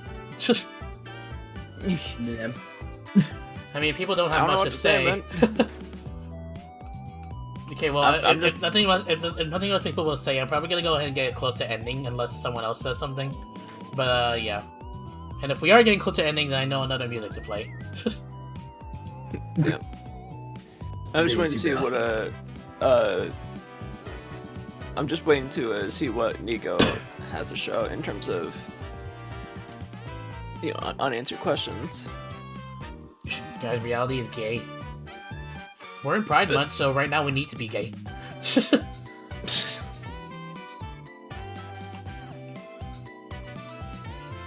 Oh man, because I know I've already said my part. The Medieval Circus is still great. Did think there could have been at least something. Jack Tech Pomni is fake, no matter what. You look convoluted. Actually, I think one of my favorite scenes is like, you know, that one part where King just like, you know, one thing then just goes back to normal. I think, like, you know, like, oh Zubo, you mismatched cash piano, I'll tear you to pieces. The construction criticism would be greatly appreciated.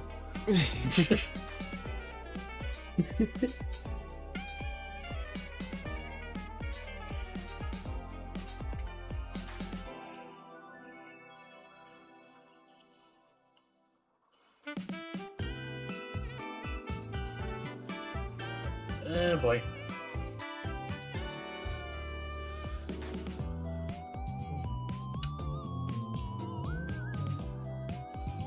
I don't have anything else much to say. Neither do I.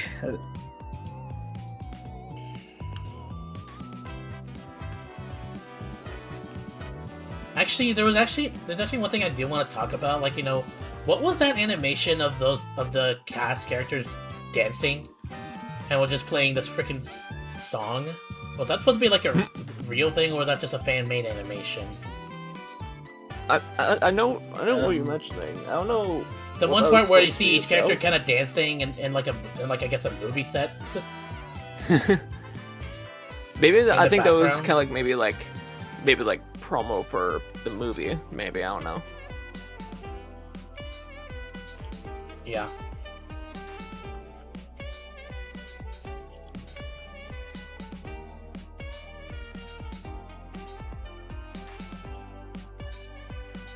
Yeah, I guess if I were to have an aftermath, my own headcanon would be that they're just all doing like their own adventures, obviously, and then the gaming videos that the cast is doing is just it's kind of easy for me to imagine that's what they're doing after episode 9. Yeah. Oh god, what did you send me now, Nico? Oh my god, that is a lot you sent me. Jeez Louise. Okay, let me see. Someone asked to Gooseworth, especially what happened to Kane after getting erased is actually that part of the void of recycle bin. He can't actually get deleted, so he just get taken out of bound. He reappeared as a backup. I actually feel like I need a technical explanation, please. Gooseworth answered, I like to think everything that gets deleted gets thrown out into the void. Then yeah, I guess you could basically call the void the recycle bin. Yeah. I guess that makes In a sense, yeah. Yeah. What does the J in Susie's name stand for? It stands for Joanne, her mother's name.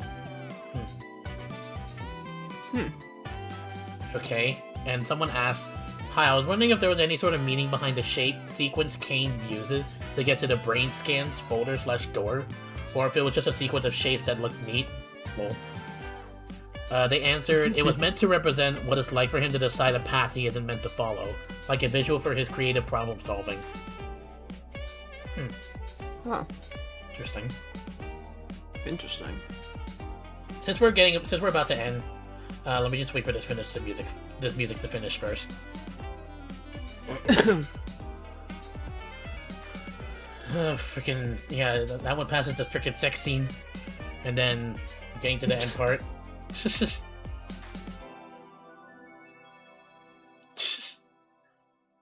Okay, now this is the one I wanted to play.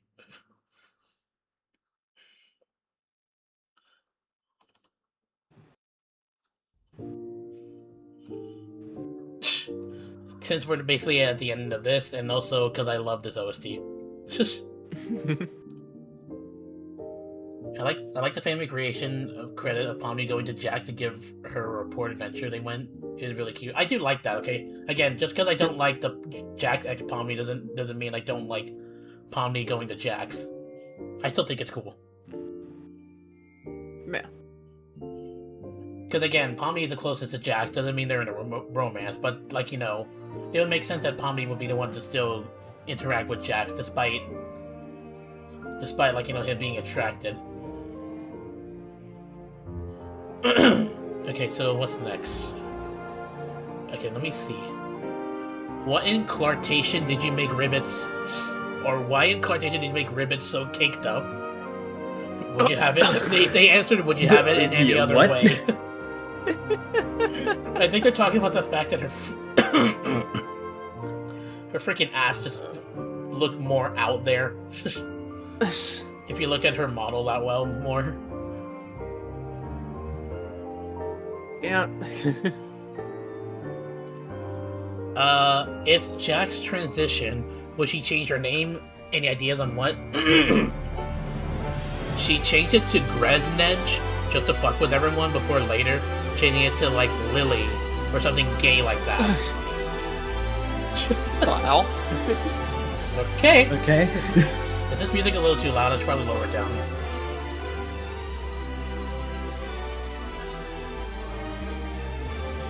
Okay, then.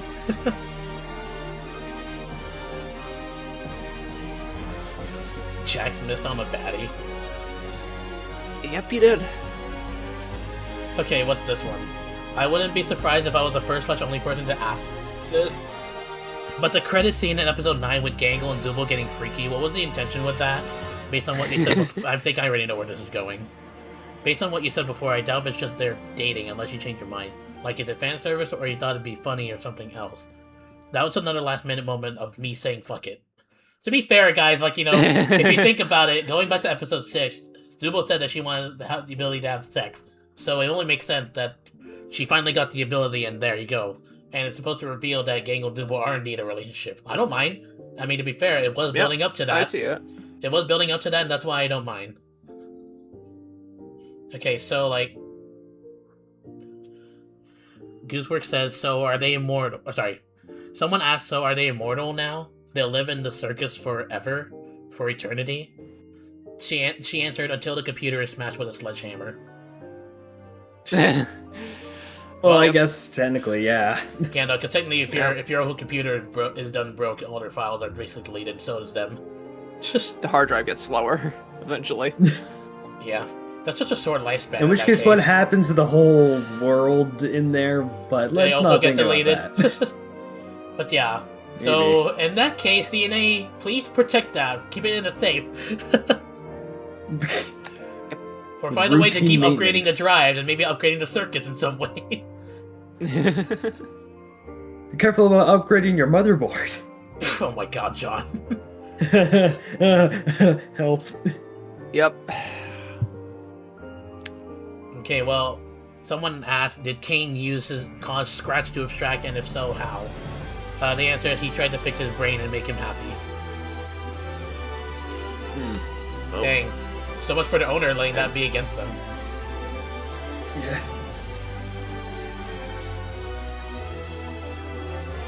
Okay, so... Oh, this is an interesting question. Would Ribbit forgive Jax for what they've done? They answered maybe, but it would take a while. I mean, fair. Yeah. It did take a while for them to start growing apart. Fortunately, because of Jax. Logical answer. Yeah.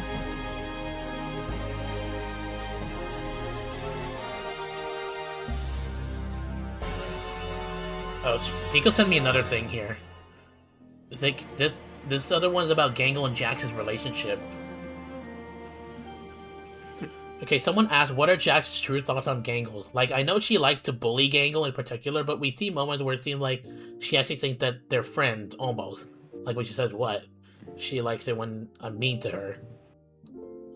And of course, the scene with her and Jax is mine. And then Gooseworks answered, I think Jax takes his complex feelings on his mother out on Gangle, but tries to justify it to himself through delusion that it's not actually abuse, even though it is.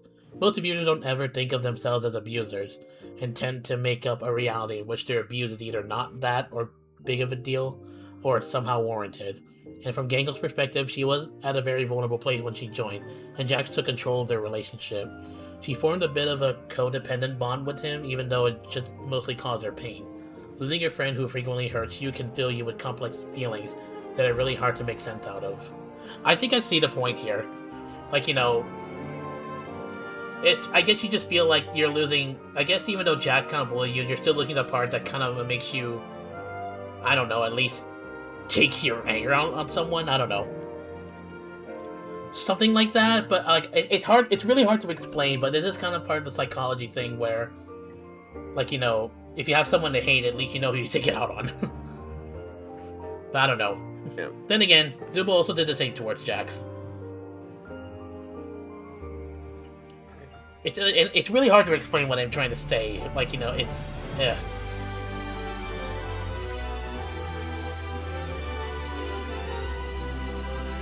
Either that or I'm getting a bit of a wrong idea of how it works.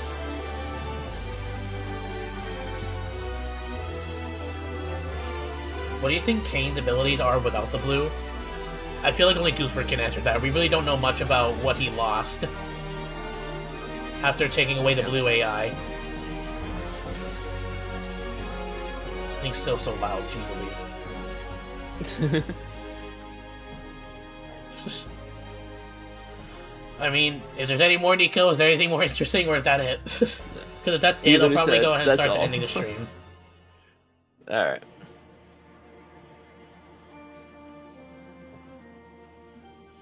Alright, that's all from me. I think that I found we're interesting. already at about 3 hours. Yeah, we made it to 3 hours. We'll go ahead and start ending it now. We'll do one more There it song loop of this little thing here. And while we're waiting for that, I was gonna say thank you all for watching. I definitely enjoyed hearing what people thought, though. And, like, I guess what everyone thought. And again, Yep. nothing's gonna get me away from Jack and Pomni, okay? No matter what. And don't even try. Yep. No point in trying. I We just don't stand think by I our don't think opinions. Pomni would be in a romance with anyone in the circus, but again, the closest one will be Ragatha, but they're more like sisters. But yeah. And that hug between them, to me, it just feels like that. See, I also forgot to mention how like when I watched that part the first time, it felt like they were looking at each other for like a longer time than I thought they would. Yeah. They were walking away and they still looked at each other. I'm like, okay, are you gonna turn away? Are you gonna turn away? And then like they finally turned away. Yep. Will there be another series y'all be reacting to? We could react to the Gameoverse. Yeah, because that just started, so... No, I am not a Funny Bunny supporter, Nico. I never will be. Shush. Nope. Look, if Abigail and Leroy are in a relationship, good for them, okay? That's their real life selves, and hey, I'm proud of you two. But not Pomni X Jax. No, fuck that. But yeah, if Gameoverse goes well, we could react to that one too from Glitch. And also, I guess, what was his name? Ross? The one who was actually directing the series?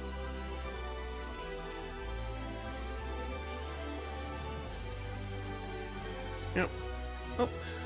We'll just have to see what happens. Yep. But, yeah.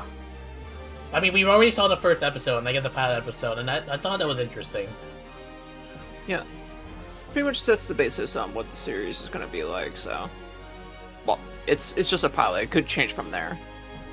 Brandon, you get a black eye? I don't really know what's wrong with my eye, why it looks black, okay? I think it's just... I think I tend to keep rubbing it sometimes a little bit too much, so maybe that's just it. Are you sleepy or something? I don't know. It kind of like bags under your eyes, perhaps? Maybe I just need more sleep. All I think of that hug and stare was more about don't know if I will see you again. Because after this scene, that was when Pomni went to Jack's distraction, so yeah. Well, I guess, but like, you know, to me it just felt more meaningful. Keep in mind, okay, Pomni does not like touching. Or when anyone touches her or touching people in general. So, that one also makes a bit different. And it's also different because Jax also did the same with Pomni in episode 6. When they were singing Daisy Bell, they finally held hands. And I guess that's the first time Pomni ever touched someone, I think, or whatever. That's a little weird for me to say. But, like, you know, there are some people been talking about that detail where Pomni is very sensitive to touching. Or whatever. But yeah, that's just it. So, if there's nothing else to say, then thank you all for watching. And hope you guys enjoyed. I'm just gonna play this again one more time because, yeah. If there's still more that people want to say, I guess comment down now. There's still... Yeah.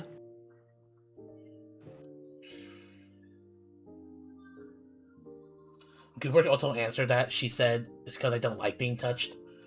Yeah. But she doesn't mind it when Raggeds is doing it at the end. We also saw it. We even saw it again, like, you know... At, like, you know, during the whole...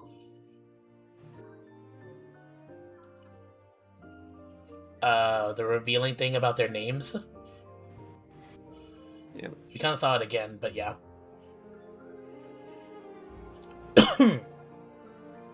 But, yeah.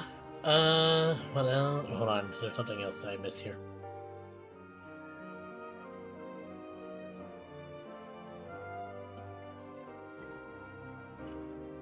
Yeah, I guess that's it. That's all I gotta say. Yeah.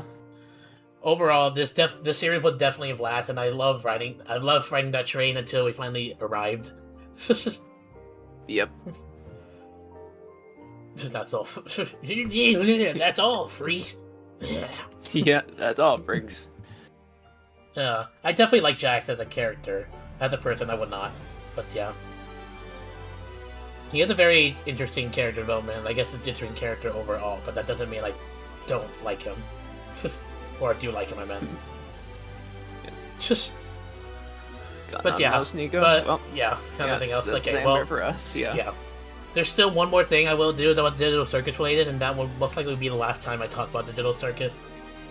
Yeah. But yeah, We did do a little something, but you guys will have to wait for I'll that. have to do some editing Yep. in the video. John, you've been quiet. Is there anything for you to say? Yeah, I was just trying to respond to DMs, but I think I mainly said everything that I've already said, but like I still enjoyed the series very much. But Yeah, I definitely would like. I would definitely rewatching this, and if there's another show, I'll probably react to it. Definitely Gameoverse if it continues on. But until then, that's it, guys. Thank you, John and Logan, for joining me in this one, and peace out. Yeah. I'll see you guys Peace in out, that guys. video, or maybe if I do a stream Peace, in guys. between.